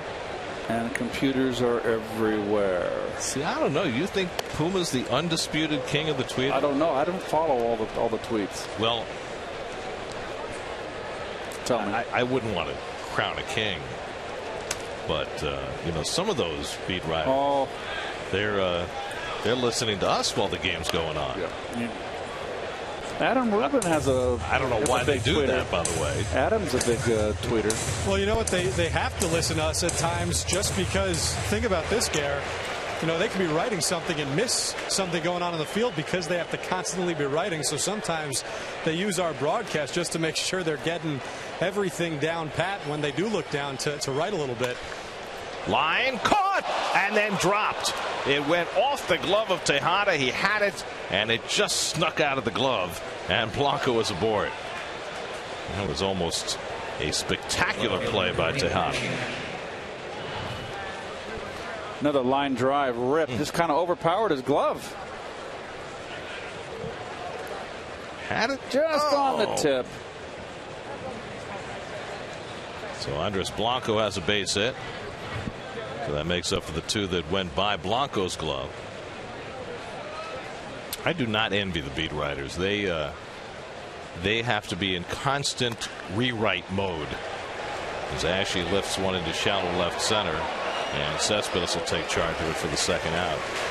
You know, it used to be they'd write an early story, they'd write a running story, and then they'd write a late story with quotes. Now they're basically writing the entire time they're in the ballpark, between tweeting Terry's pregame press conference and whatever some player might say in the clubhouse before the game, and then stuff during the game. Sometimes it's what's going on in the game. Sometimes it's other stuff that they find amusing. And they've got to dig. And then they have to do their real job and write their game story. So it's a very, very, very tough job, and harder than ever. That just by the glove of Tejada, and Rupp has a base hit. So just like that, the Phillies have two men on. And Harvey, who gave up 4 hits in the 5th inning, is now giving up a couple here in the 6th. 8 hits now to the Phils. Shortstop Freddie Galvis.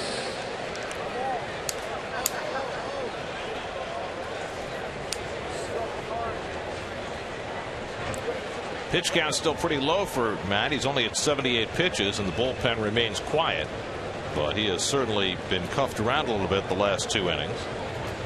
6 hits over the last 2 innings thus far, inning and 2/3. And he's got a big batter to get here in Freddie Galvis with 2 men on. Galvis had a base hit and scored a run in the 5th. Aaron Altair has come out on deck to pinch hit if Galvis can keep the inning going. Blanco at second, Rupp at first with 2 out.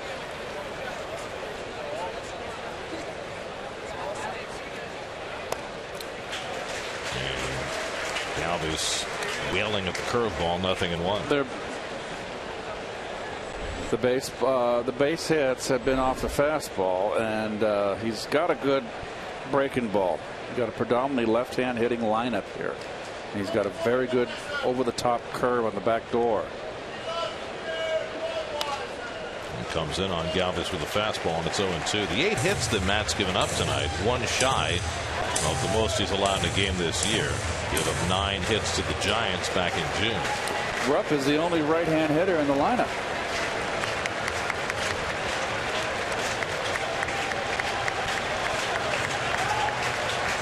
Usually that's not a problem for Harvey. The lefties this year hitting .216 against him starting the night. 0-2 to Galvis. Nice block. He buries one in the dirt with a slider.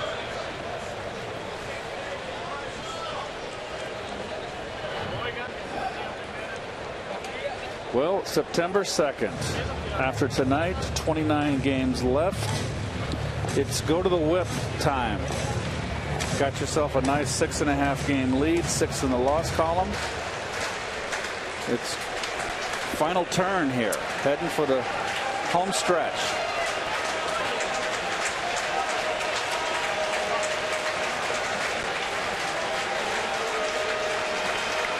One, two. And Galvis swings and misses. D'Arnaud slaps a tag on him. And that is strikeout number 8 for Matt Harvey. He's had a devastating curveball tonight, and it gets him out of trouble in the 6th. Still 7-3 New York.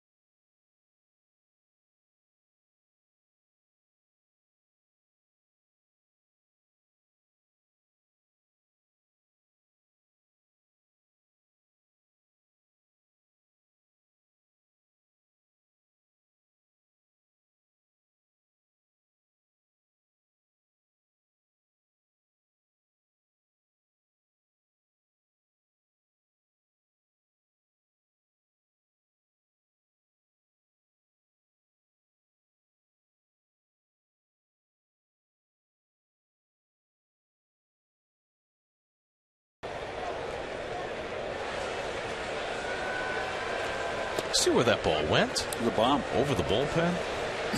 Curtis Granderson leading off in the home 6th. Curtis is 1 for 3 tonight. Dalier Hinojosa beginning a 2nd inning relief. Gave up a run in the 5th. And he got the fastball outside 1-1.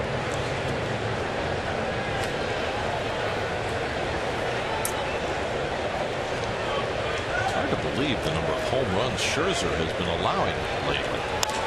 Hooked down the line by Granderson. Foul. 1-2.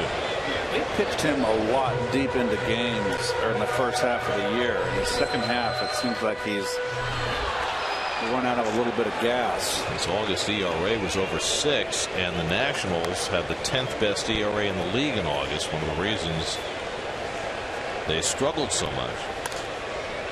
Well, they made the move with the closer from the Phillies. Papelbon. That created a little, I think, disenchantment from Storen, even though he'd be the good soldier and go into that bridge role, 8th inning role. Granderson lifts one deep right center, but playable for Sweeney. 1 out.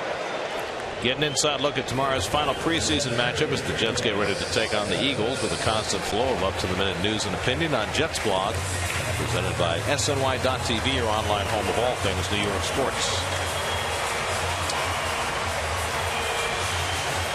Strasburg has been in and out of, he's been hurt off and on. They've missed him.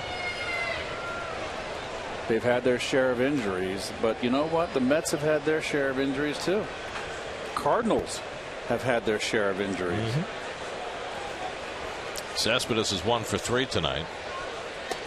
I mean, there was a time when the Nats were missing half their lineup, but most of those guys are back now. Yes, they lost Bernard Span again for the season to hip surgery,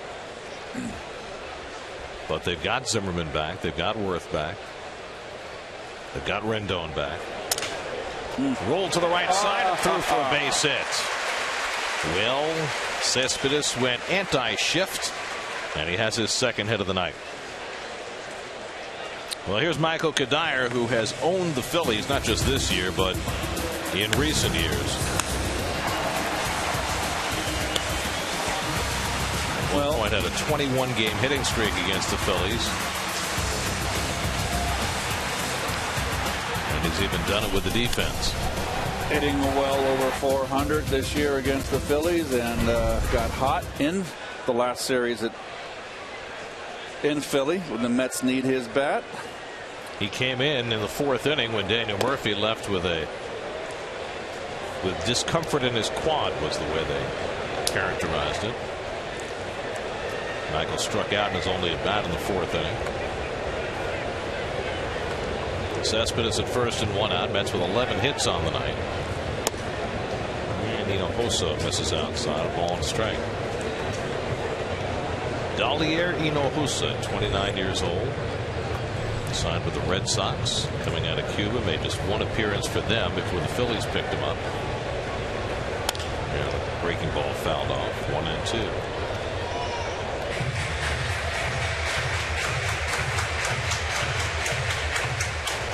Days MLB experience. So the H at the start of a name is always silent. Silent. J is kind of a raspy sound. Jose. Like Juan. Jose. Yes. But you get some Latino players now who prefer to have the J in their name pronounced in the Americanized way, like Jairus. Right. So you just never know. You have to ask the player to be sure. Right. And it's very important, and you're a stickler on this, that you make the proper pronunciation of the names. Fly ball right center, cutting over Sweeney and Herrera reaches out to grab it for the second out. So two-way, Cespedes still at first, and now David Wright coming up. Meanwhile, in St. Louis, Jason Worth has just hit a home run off Tyler Lyons in the top of the 3rd, and the Nats have tied up the Cardinals 1-1. 6th home run of the year for Worth. He's been doing a little better since they put him in the leadoff spot. But again, offense hasn't been the problem. The Nats have scored 5 runs each of the last 2 nights against St. Louis, had the lead late in both, and the bullpen let him get away. 2 nights ago it was Casey Jansen who was the main culprit. Last night Storen let them tie it, in part with some poor defense in the 8th, and then Jansen again was the culprit in the 9th. Well, Storen threw away a ball to third base. Although they changed the error and gave it to Escobar, said that he should have caught the ball. Nonetheless, a play not made that cost them.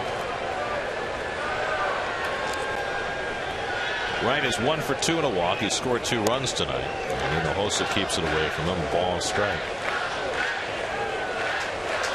Anyway, if you're the Nats, you have to be in the mode where you have to win every day. But more importantly, you're going to be looking at that series against the Mets next week as their last stand. Well, you don't want to look too far ahead. I mean, they got the best team in the National League record-wise in St. Louis. Then they have to go to Atlanta, correct, Gary? Is that where they are this weekend? I think they go to Atlanta for 3, maybe 4. Because remember, they're home against the Braves. Okay, they're home against the Braves. I think it's 4. Yes, because they play tomorrow night. Right. So they've got to make hay there, and the Mets have got to make hay in Miami, and then it'll be gunfight at OK Corral. Well, clearly the Nats are going in to play a team that is just devastated right now. The Braves have lost 8 in a row, 15 of their last 16. So unless the Braves execute a sharp turnaround, the Nats certainly have an opportunity the next 4 days. Nets, on the other hand, playing a Miami team that's just kind of been winning some and losing some, but they just swept the Braves.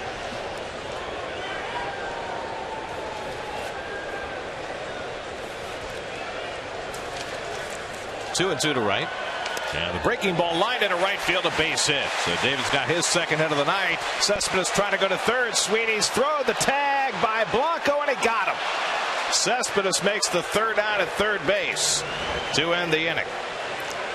Challenging the rookie Darnell Sweeney, who came up throwing and gunned him down. Strong arm from Sweeney. And good attempt. Ooh. Good idea by Cespedes. You got a lead of 4 runs. Take a chance. Yeah, he got him. Nice throw. Still 7-3 Mets after 6.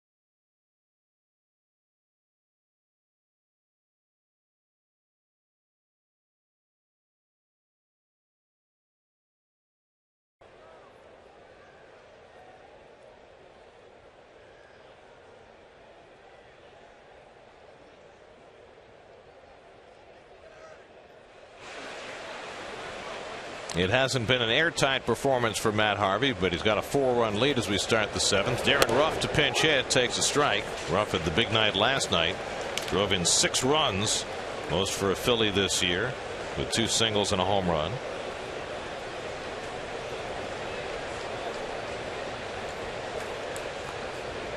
Remember the old infielder, played for the Phillies for a while, Randy Reddy?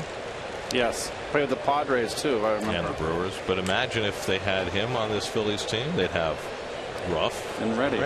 My favorite cartoon when I was a kid. Told you that. I knew that. The dog and a cat. They had the one episode. It was always an ongoing episode, and they had the pink elephant that was hijacked by Martians. It was just like it was riveted. Colton Murray, who has yet to make his major league debut, up in the Phillies bullpen. I can imagine how that would rivet you. And Ruff is out. Harvey was ready with his 9th strikeout.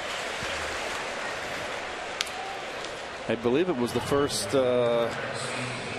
and Ruff and Reddy high fastball. Got him. I believe there was the character, always the villain with the stovepipe hat, the black mustache, curled up, Dastardly Dan, Snidely Whiplash character was one of the bad. Snidely Whiplash, that was from Dudley Do-Right. Do-Right. But there was Dastardly Dan. Like Baron Barracuda. Like our director. Darnell Sweeney's 0 for 3, struck out twice and grounded out. Sweeney started in left field, moved to right field when Dominic Brown came out. And we're told now that Brown was removed for concussion concerns. after making that flip over the sidewall, trying to chase down Ruben Tejada's inside the park home run in the second.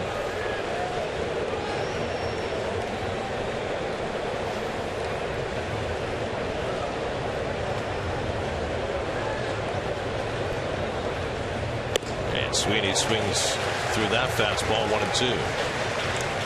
Harvey has struck out 9 tonight. He's had one double-digit strikeout game this season. That came back in May when he fanned 11 against the Marlins.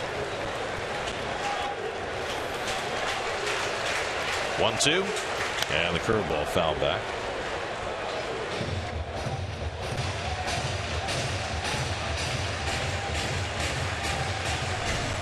Cesar Hernandez on deck.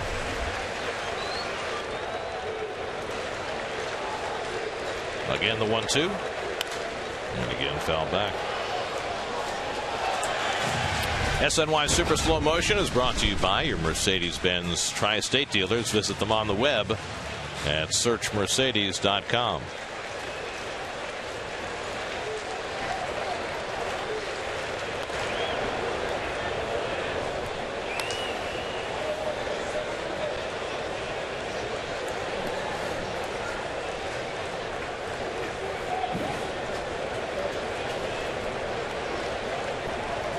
Seventh pitch of the at bat coming to Sweeney. And he hits one to deep right field. Back goes Granderson to the warning track, back at the wall, and it's out of here. Darnell Sweeney with his third major league home run in just his 23rd at bat. So Sweeney showed off his arm in the last half inning, and now his power, and it cuts the Mets lead to 7-4. Well, an impressive home run. Now this is what the Phillies hoped they were getting when they made the trade with the Dodgers for Chase Utley. And Sweeney showing off the power. Got a hanging curve over the middle. That is the 15th home run off Harvey by left-handers this season. 15 of the 18 he's allowed. Now Cesar Hernandez, who drove in a run with an infield hit his last time. Right on it, right there. You can see right down the middle, belt high, a little below the belt, showing some power.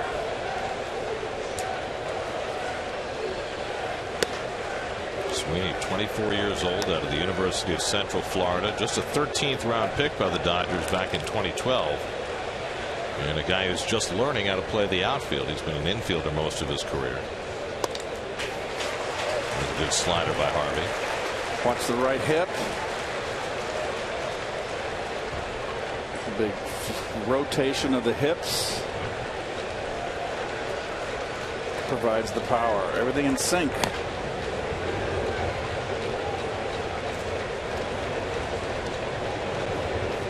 Well, Matt threw 4 scoreless innings to start the night, but he has struggled through the last 3. Addison Reed, the right-hander, Sean Gilmartin, the lefty, up in the Mets pen. Too high to Hernandez, 2-2.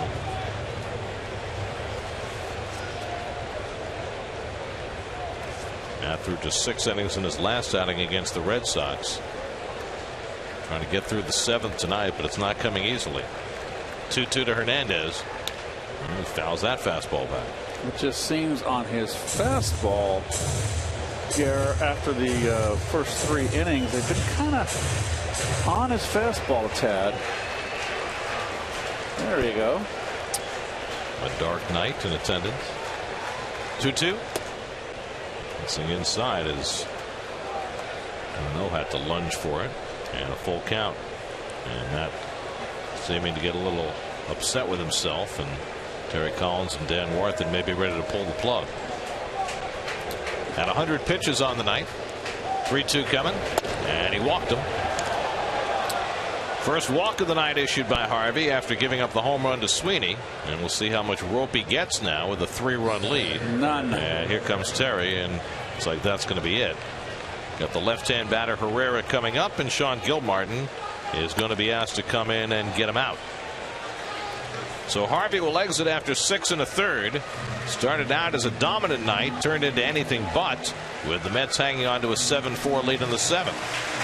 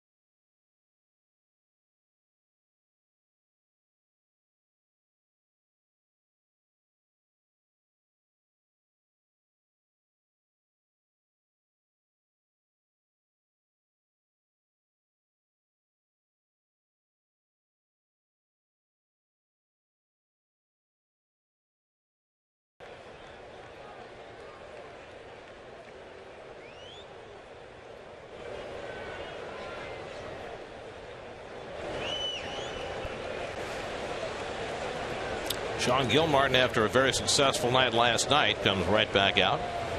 6 scoreless innings with 10 Ks over his last 3 games. Struck out the side in last night's game. He'll face Odubel Herrera with 1 out and 1 on.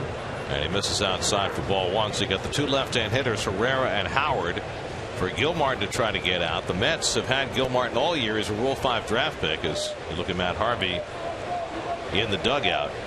And they've resisted using him in this kind of role all year long.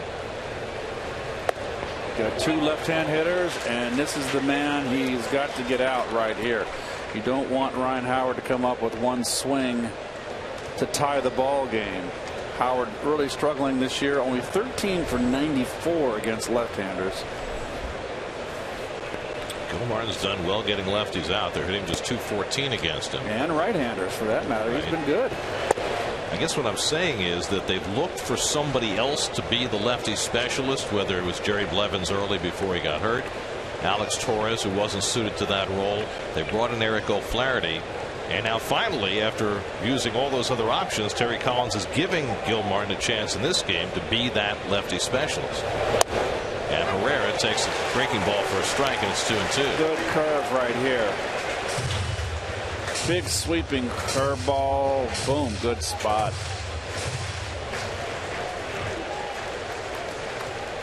Big out. Hernandez at first and 1 out. A run home here in the 7th. 2-2 to Herrera. It's lifted foul. That'll make it into the seats. Matt Harvey went 6 1/3, allowed 9 hits, 4 runs so far, walked 1, struck out 9, 101 pitches. Started the night with 4 scoreless innings, struck out 6 in the first 3 innings, but then faltered.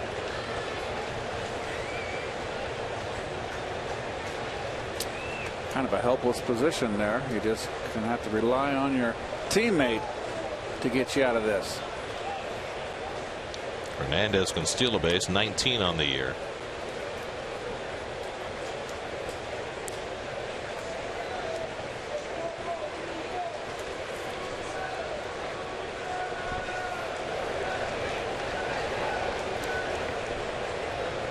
Two coming. Hit toward the hole. A base hit for Herrera. Hernandez will go first to third, and Ryan Howard will come to the plate as the tying run.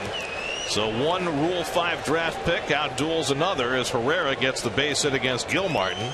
And the Phillies, who at one point were down in this game 6-0, get the tying run to bat. Pretty good at bat here by Herrera. Good pitch inside, breaks his bat, but he stayed level.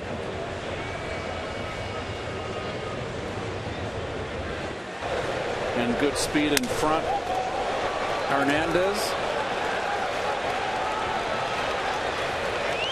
It's getting dicey. So now a real test for Gilmartin, who's had success against Howard.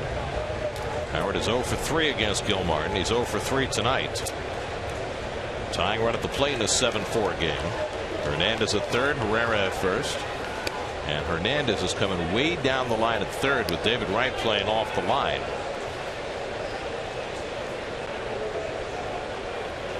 Last night, Elvis Andrus of the Texas Rangers executed a straight steal of home. Good breaking ball by Gilmartin, 1-1. And get these shift situations, that runner at third can get such an enormous lead. Yeah, but he's not going to steal home, so just forget about him. You're sacrificing a run if you can't turn 2. And now he dashes down the line, and Gilmartin steps off. Trying to force a balk there as much as anything else. And in fact, the Phillies dugout is yelling that that was a balk. And Pete Buchanan yelling at the home plate umpire, Phil Cuzzy. He wanted the call.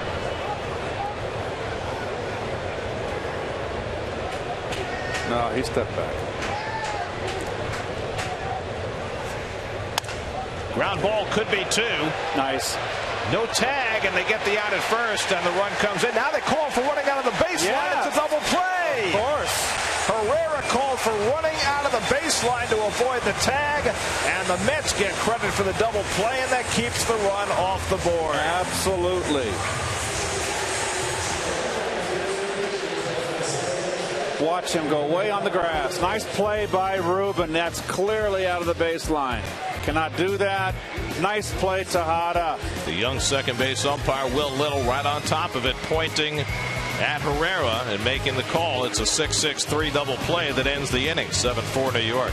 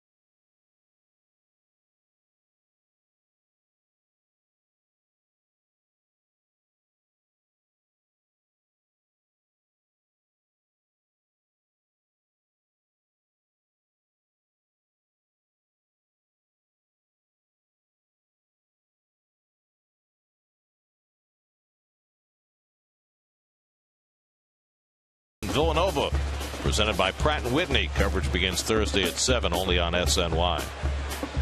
Adam Lowen in to pitch for the Phillies as we go to the bottom of the 7th. Michael Conforto leads off and laces one into center field for a leadoff hit. Well. Second hit of the night for Conforto. This one comes against the left-hander. What did I tell you, Garrett? Fastball, little cutter, stayed right in. Young man to the hitter. Adam Lowen, who began his career as a highly touted pitcher, then tried to make a comeback as an outfielder, and now 7 years after he threw his last pitch in the major leagues, back as a pitcher. Eric Young's going to run for Conforto, and then he'll stay in for defense. That was back with the Texas Rangers. He made his first appearance. So Young, who came in the game late last night in his return to the Mets, and it's a pinch runner, that's going to be his prime role on this team. EY led the National League in stolen bases 2 years ago as a Met. He had 46 stolen bases that year. The Mets have 47 stolen bases as a team this year. It's the dimension they have been lacking all season. He's running first pitch, and the throw by Rupp, and EY came off the bag and he's tagged out. He got there safely, but then he came off second base and he was tagged out by Hernandez. And Eric waiting to see whether the Mets are going to challenge the call.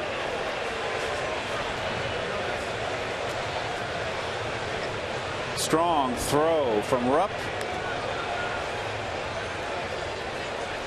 EY's saying he kept his hand on the bag. Let's see.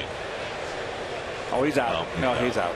Didn't get the hand back while he was still in the air, and Hernandez kept the tag on. Make that be a lesson for all you youngsters out there playing the game. Second basemen and shortstops, infielders, always keep the glove on the runner. You never know. So it's a caught stealing. 2-4 for the first out. 1-0 to Darnell, who's doubled twice tonight. 2 for 3. Just came in way too hard. Not a good slide. Gonna break his ankle on the slide the way he hit that bag. Jeez. Trying to pop up, but there was no pop. Too close.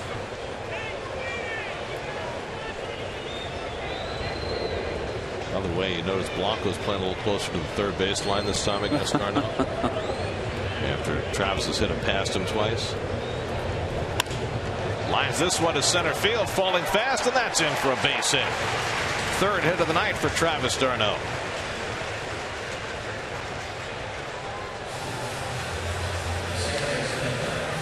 Well, unfortunate that EY came off the base. Otherwise, he might be crossing home plate. So 1 out and 1 on. Now Kelly Johnson has had a good night. Kelly has doubled, singled, been intentionally walked, driven in a run, scored a run. In St. Louis, Ryan Zimmerman homered in the top of the 4th off Tyler Lyons. Nationals 2, Cardinals 1.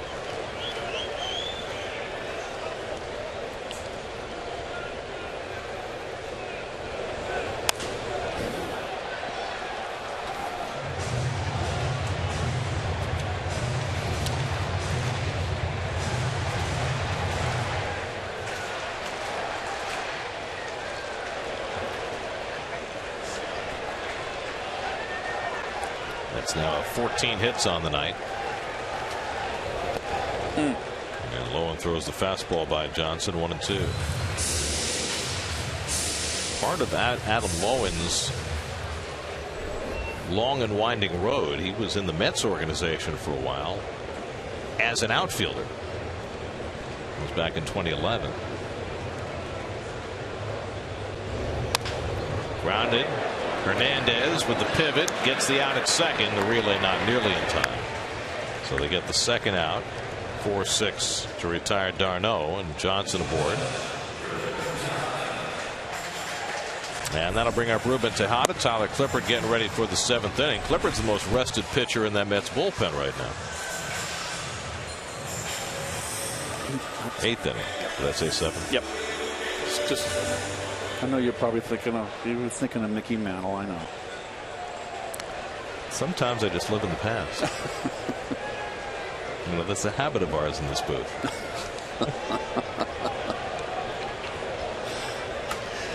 Tejada's got 3 runs driven in tonight with an inside the park home run and an RBI ground out. And he gets jammed and fouls one off.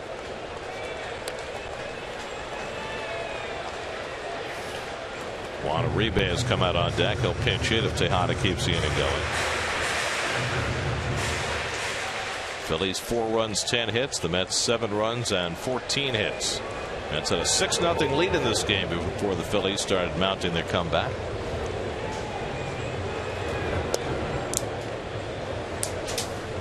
Mets are off tomorrow night. They'll spend the off day in Miami, where they open their series on Friday night against the Marlins with Jacob deGrom against Tom Kohler. Our coverage begins at 6 o'clock Friday night right here on SNY. So they'll have a full day off. They're flying down to Miami tonight after the game. There goes Johnson. Rupp's throw is on the wrong side of the bag, and Kelly Johnson sneaks a stolen base, just his 2nd of the year. Kelly says to EY, that's how you do it. Yes. Might have been a hit and run here. I would not. Couldn't be with 2 outs. No way. He got too good a jump for that to be a hit and run. Right.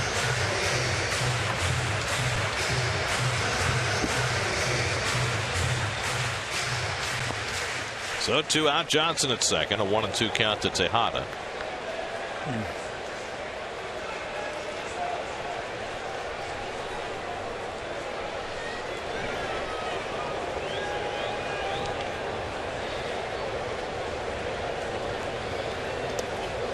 That skips into Rupp, who does a great job of blocking it. 2-2.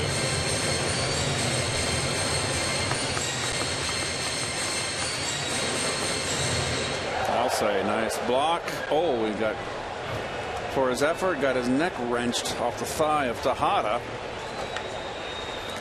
That's one very strong neck, by the way. Yes. He's a big dude. Yes, he is.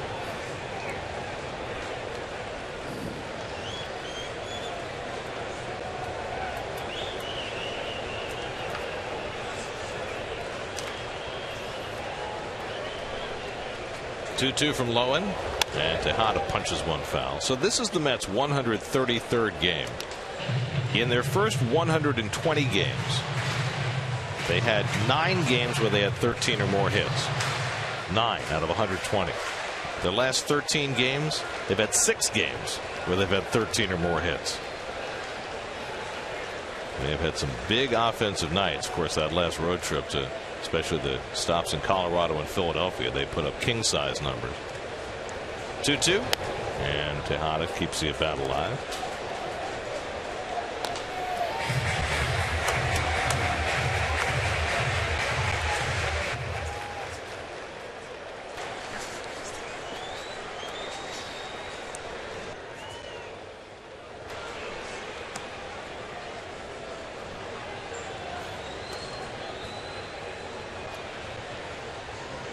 Johnson building a big lead off second base, so he could score on just about anything to the outfield.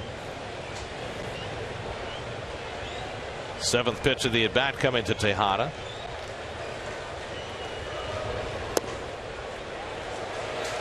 And the backdoor breaking ball misses, and it's 3-2.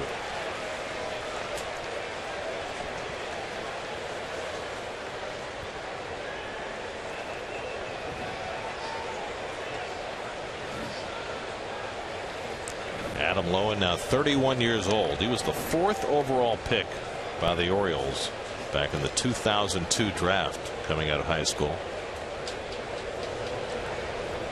Tejada lines one to center field for a base hit. Johnson around third, heading home. Here comes Herrera's throw. It's cut off. Oh, boy. Ruben Tejada drives in his 4th run of the night with an RBI single, and it's 8-4 New York in the 7th. Why in the world did Ryan Howard cut that ball off? I mean, probably wasn't going to get him at home. But if ever there was a play for Ruben just to give himself up and go towards second, he did not, and the second baseman was covering first. There's no reason not to let this ball go all the way home. Might have been a close play. You never know. You look, Rupp was a little upset. He thought that ball was coming through. He obviously didn't call the cut. So the Mets tack on a run in the 7th. Big run. And now Juan Uribe will pinch hit. Uribe batting for Sean Gilmartin, who did a nice job getting a double play ball from Ryan Howard to get the Mets through a dicey top of the 7th. Nice job, Ruben, tonight. And Johnson with the stolen base helping create a run. Quickly 0-2 to Uribe.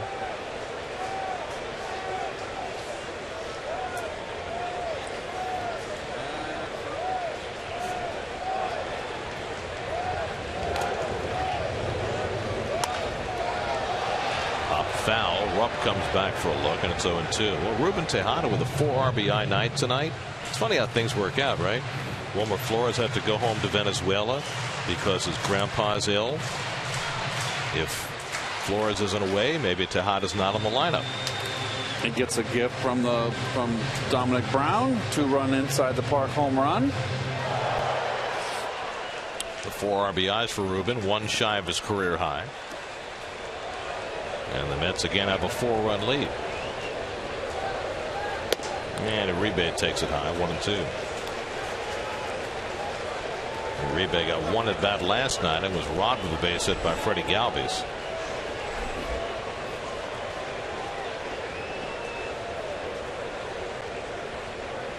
And a big 2-run double in the Mets win Sunday against the Red Sox. And did he go around? He did. Strike 3. Couldn't stop the swing on the slider. Jerry Davis punches him out, and that ends the inning. But the Mets tack on a run in the bottom of the 7th. Tejada's 4th RBI of the night makes it 8-4 New York. Boy, this Philly bullpen's leaking oil.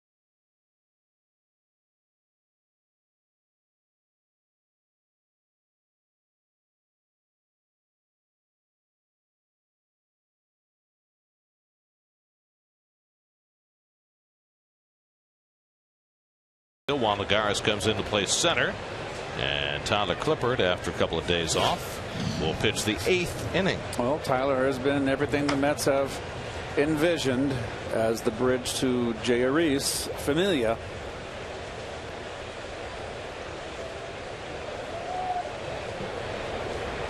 Andres Blanco leads off in the 8th inning and takes a strike. Blanco's 2 for 3 today. He continues his hot hitting over the last 27 games. Blanco hitting right about 350 as he continues to fill in well at third base. 31-year-old journeyman player getting an opportunity and making the most of it.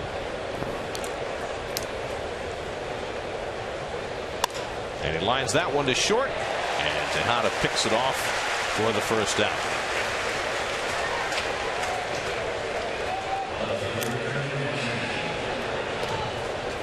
So 1 out and nobody on.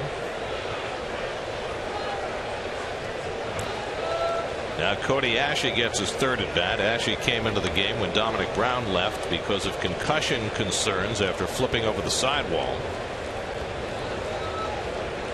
Ashe's 1 for 2 tonight.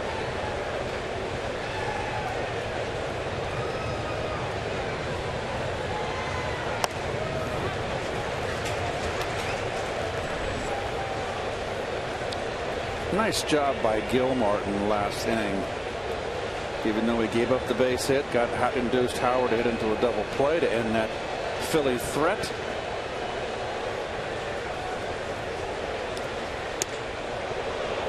And she's skipping out of the way, 1-1. Clippard making his 19th appearance since joining the Mets. In the first 18, he's gone 17 2/3 innings and allowed 1 earned run. And the batters are hitting 141 against him. That's how effective Tyler Clippard has been as a Met. And the fastball misses 2-1 to Ashe. The 8th inning, Clippard. The 9th inning, Familia. Completely trustworthy. Other than that, the bullpen that Terry Collins still has to figure out. That's drilled down the right field line. Hooking. Foul. Well, this is the bullpen over the last month or so since the Mets picked up Clippard. The 2 guys at the end of the game have been great. The rest of the pen, a mystery. I thought it was a very significant step, though, tonight for Terry to bring in Gilmartin to face the 2 left-hand hitters. It's something he really has not asked Gilmartin to do this year, and he did it effectively.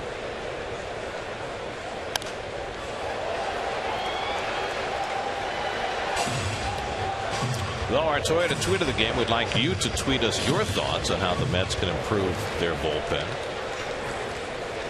Well, hashtag SNY tweet. Don't go crazy about that now, folks, because you all come with these names and there's a lot of them aren't available. Well, there are no more trades to be made. You're past the deadline for guys being available for postseason. So if you made a trade, it would be someone just for September. As Lagares catches Ashe's fly ball for the 2nd round. I think it's more about how do you utilize what you have.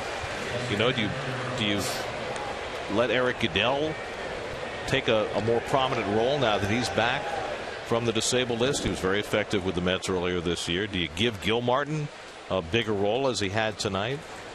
You've got Addison Reed, picked him up. Right. So I think it's going to be who takes the bull by the horns and who performs. But Gilmartin is in because he's a left-hander. He's going to be given opportunities.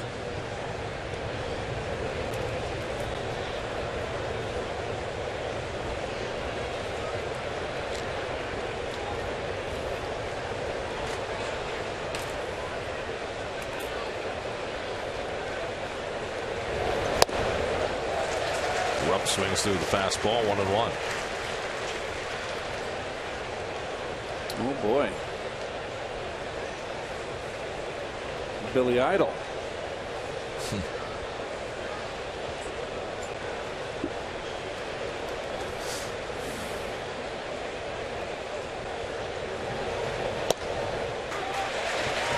One and 2 to Rupp.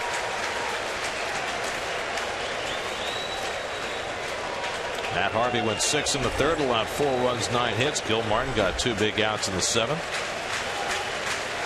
And now Clipper trying to finish off the top of the 8th. 1-2 to Rupp. Popped up. Johnson right there.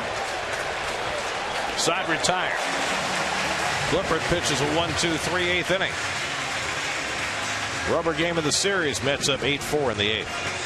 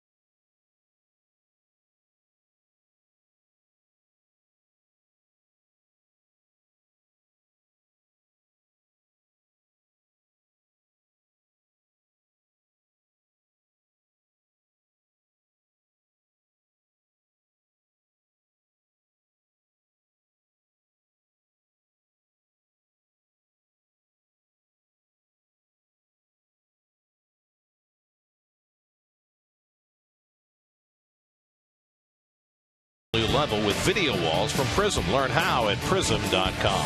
By Toyota. See where Toyota takes you. Test drive one at your Toyota dealer. Toyota, let's go places. And by State Farm. Tonight's State Farm agent of the game is Brian Levin of Park Slope, Brooklyn. Contact Brian at WeInsureNewYork.com. SNY Super Slow Motion is brought to you by your Mercedes-Benz Tri-State dealers. Visit them on the web at searchmercedes.com. Now we get to watch a major league pitcher make his major league debut. That means a September call-up, and that would be Colton Murray. Colton James Murray from the University of Kansas. Jayhawker. He'll face the top of the Mets batting order. Curtis Granderson leads off in the home 8th inning and takes the fastball outside. Granderson 1 for 4 tonight. Singled and scored back in the 3rd. Mets got 3 in the 2nd and 3 in the 3rd. Led 6-0 before the Phillies got back in the game. Granderson hits one out to center field. Herrera got a late start back, but he'll get there. 1 out. So Colton Murray gets his first out in the big leagues. 13th round draft pick by the Phillies in 2011. Now Yoenis Cespedes, who's 2 for 4 tonight.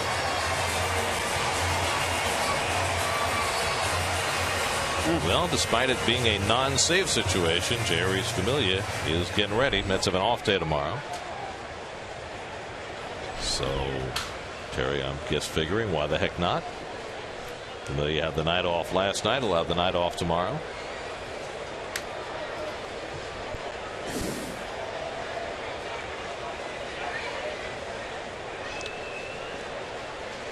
So I'm thinking to myself, pitchers from the University of Kansas. Oh. Right? Steve Renko. Oh, wow. Heavy. And going back a lot further, Smokey Joe Wood for the Boston Red Sox back in the teens. I faced Steve Renko when he was a Montreal Expo. Heavy fastball, big curve. Big guy, tall, strong. Horse. Came after you. Smokey Joe Wood, who won 117 games in his career and had a 2.03 career ERA, was the guy that Roger Angell sat next to during that Yale St. John's game that Viola and Darling hooked up. And then he wrote the famous story about it, which made the game even more famous than it had already been. Talk about linking the generations. Smokey Joe Wood, who threw his last pitch in the major leagues in 1922.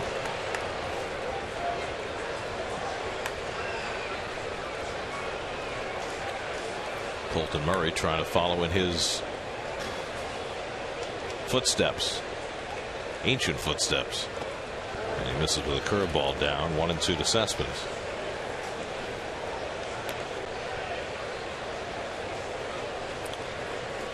If the Mets can win tonight, they will be 14-2 against the Phillies this season.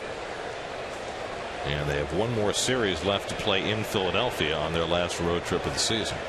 In fact, their last 3 road games this year will be in Philadelphia the last 2 days of September and the first day of October. Driven to deep left field. Forget that. Cespedes crashes one that left the ballpark in about 2 seconds. His 28th home run of the year, his 10th as a Met. And that appears to be the icing on the cake. Cespedes goes deep to make it 9-4 New York. Bomb. He just had a beat on that one. Watch when we show the replay. Just watch him just rip into this one. Attaboy.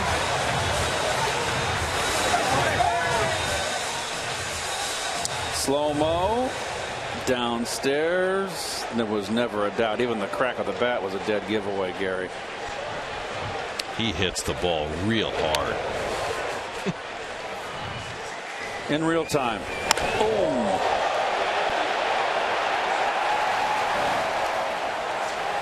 Ouch. Third hit of the night for Cespedes, who had been in a slump going into last night. Now he's homered in back-to-back games. And a rude greeting to the big leagues for Colton Murray.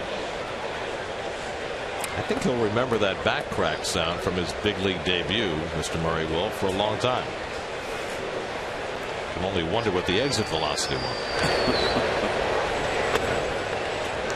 2-1 to Kadire. It leaves in a hurry. Could hang laundry on that rope. That's over the Great Wall of Flushing. And well beyond.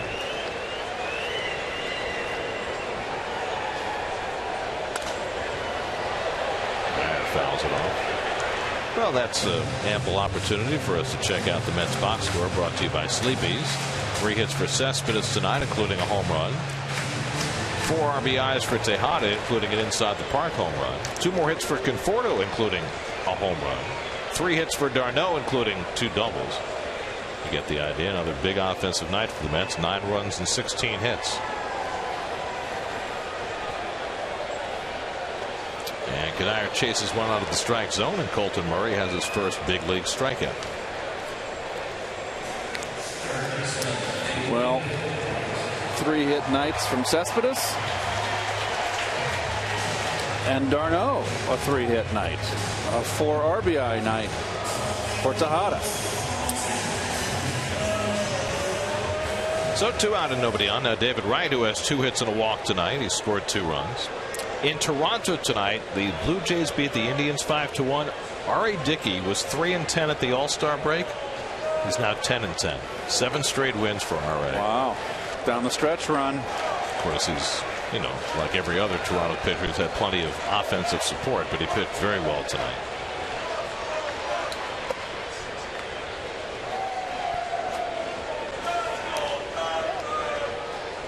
Addison Reed getting ready to pitch the 9th inning for New York, so Familia has sat down. Happy to see that. Difference between a 4-run lead and a 5-run lead, I suppose. 1-1 to Wright. Well, coming up after the postgame show tonight, it's Geico Sports Night, and Chris Carlin, as always, will be on hand. And he'd like to tap into your college football expertise, Keith. No, well, not Dave. Chris, don't push it. Don't push the envelope. College, a lot of teams in college, Chris. I got to do games. Telling you, you and Chris on Loudmouths, it would be a ratings bonanza.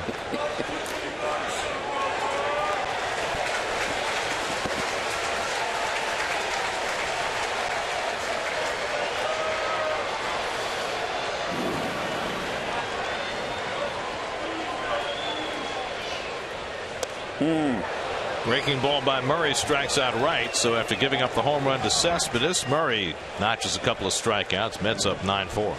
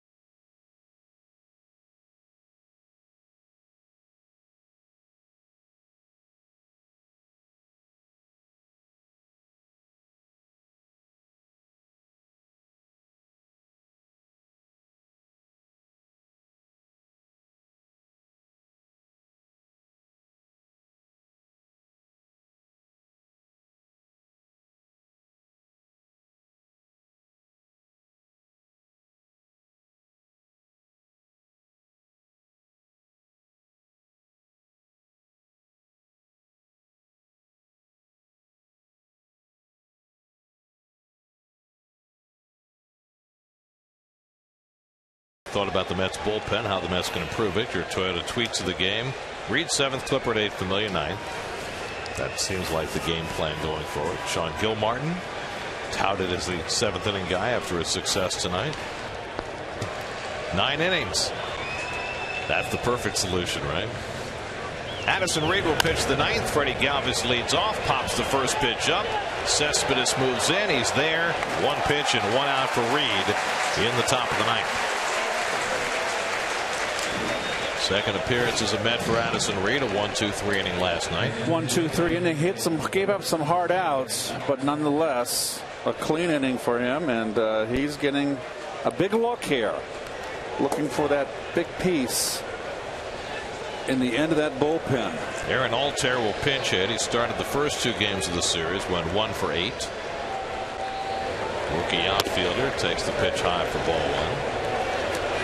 Well, Reed trying to finish off what has been a good night for the Mets bullpen so far. Sean Gilmartin got 2 outs in the 7th. Tyler Clippard a 1-2-3 8th, and Reed has retired his first man in the 9th. And Altair takes a fastball for a strike, 1-1. Well, the Mets have plenty of closing experience in that bullpen now with Familia and Clippard and Reed and Parnell. Just a matter of how it all pieces together. 2-1 now to Altair. Darnell Sweeney, who homered his last time up, waiting on deck. Altair pops it up. Kelly Johnson puts it away. 2 out and nobody on.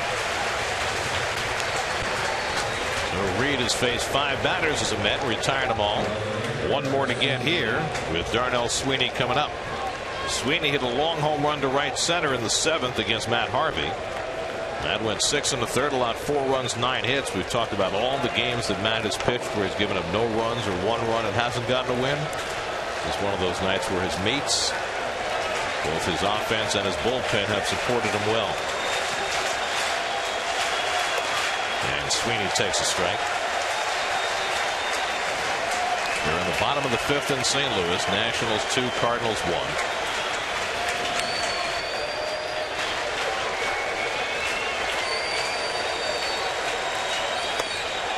If the Mets keep winning, they don't really have to worry about what the Nationals do. If they win, Gary, they can't catch you. 6.5 games going into the night.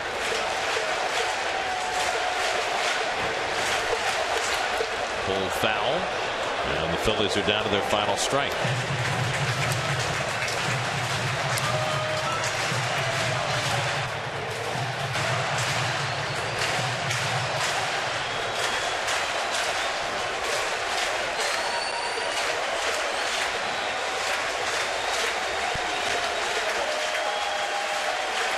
One-two to Sweeney, and he fouls it off.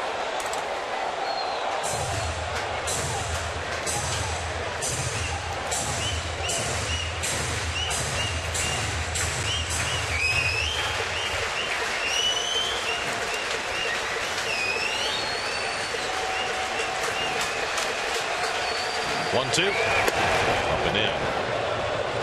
The last time the Mets went to the World Series, they had a hard-working pitcher named Reed. Yes. That was Rick Reed. Rick Reed was during the strike, one of the strike players that came in and made good. He was terrific. 2-2. Late swing foul. Good guy, too. Yeah, he was. Just a humble guy who, I think Todd Pratt dubbed him the poor man's Greg Maddux. He did a heck of a job. Didn't have overpowering stuff. I loved him. He was great in the tough spots. Came after hitters. 7th pitch coming to Sweeney. And he lifts one to center field. Lagares has it lined up. And the ball game is over. Addison Reed with a 1-2-3 ninth. Terrific job by the Mets bullpen tonight. The Mets offense had plenty of juice. 3 home runs, a 4 RBI night for Ruben Tejada. And the Mets take the rubber game from the Phillies. They've now beaten the Phillies 14 of 16 this year. They win tonight 9-4. 6 home runs in the 3-game series for the Mets. Remember, they against Boston, they kind of hit a home run drought. But tonight's all that matters. They put a W on the board for Washington to take a look at. Matt Harvey, who has pitched so brilliantly, has no runs scored for him. Well, he gets 6 tonight before he was yanked. Didn't have his usual outing. Gary got off to a hot start, but he gets his 12th win. Cespedes, home runs in 2 straight nights. Aaron Nola gets roughed up for the first time in his young career. His 5-game winning streak comes to an end as the Mets win 2 out of 3 in this series from the Phillies. Their 9th straight series victory against Philadelphia. For every Mets win, the Mets Foundation is proud to contribute $2,500 to the Cats Women's Hospital and the Cats Institute for Women's Health. For more information, visit northshorelij.com/KIWH. This win brings the total contribution so far this season to $185,000. Mets win it 9-4, their 74th victory of the season. More coming up from Citi Field.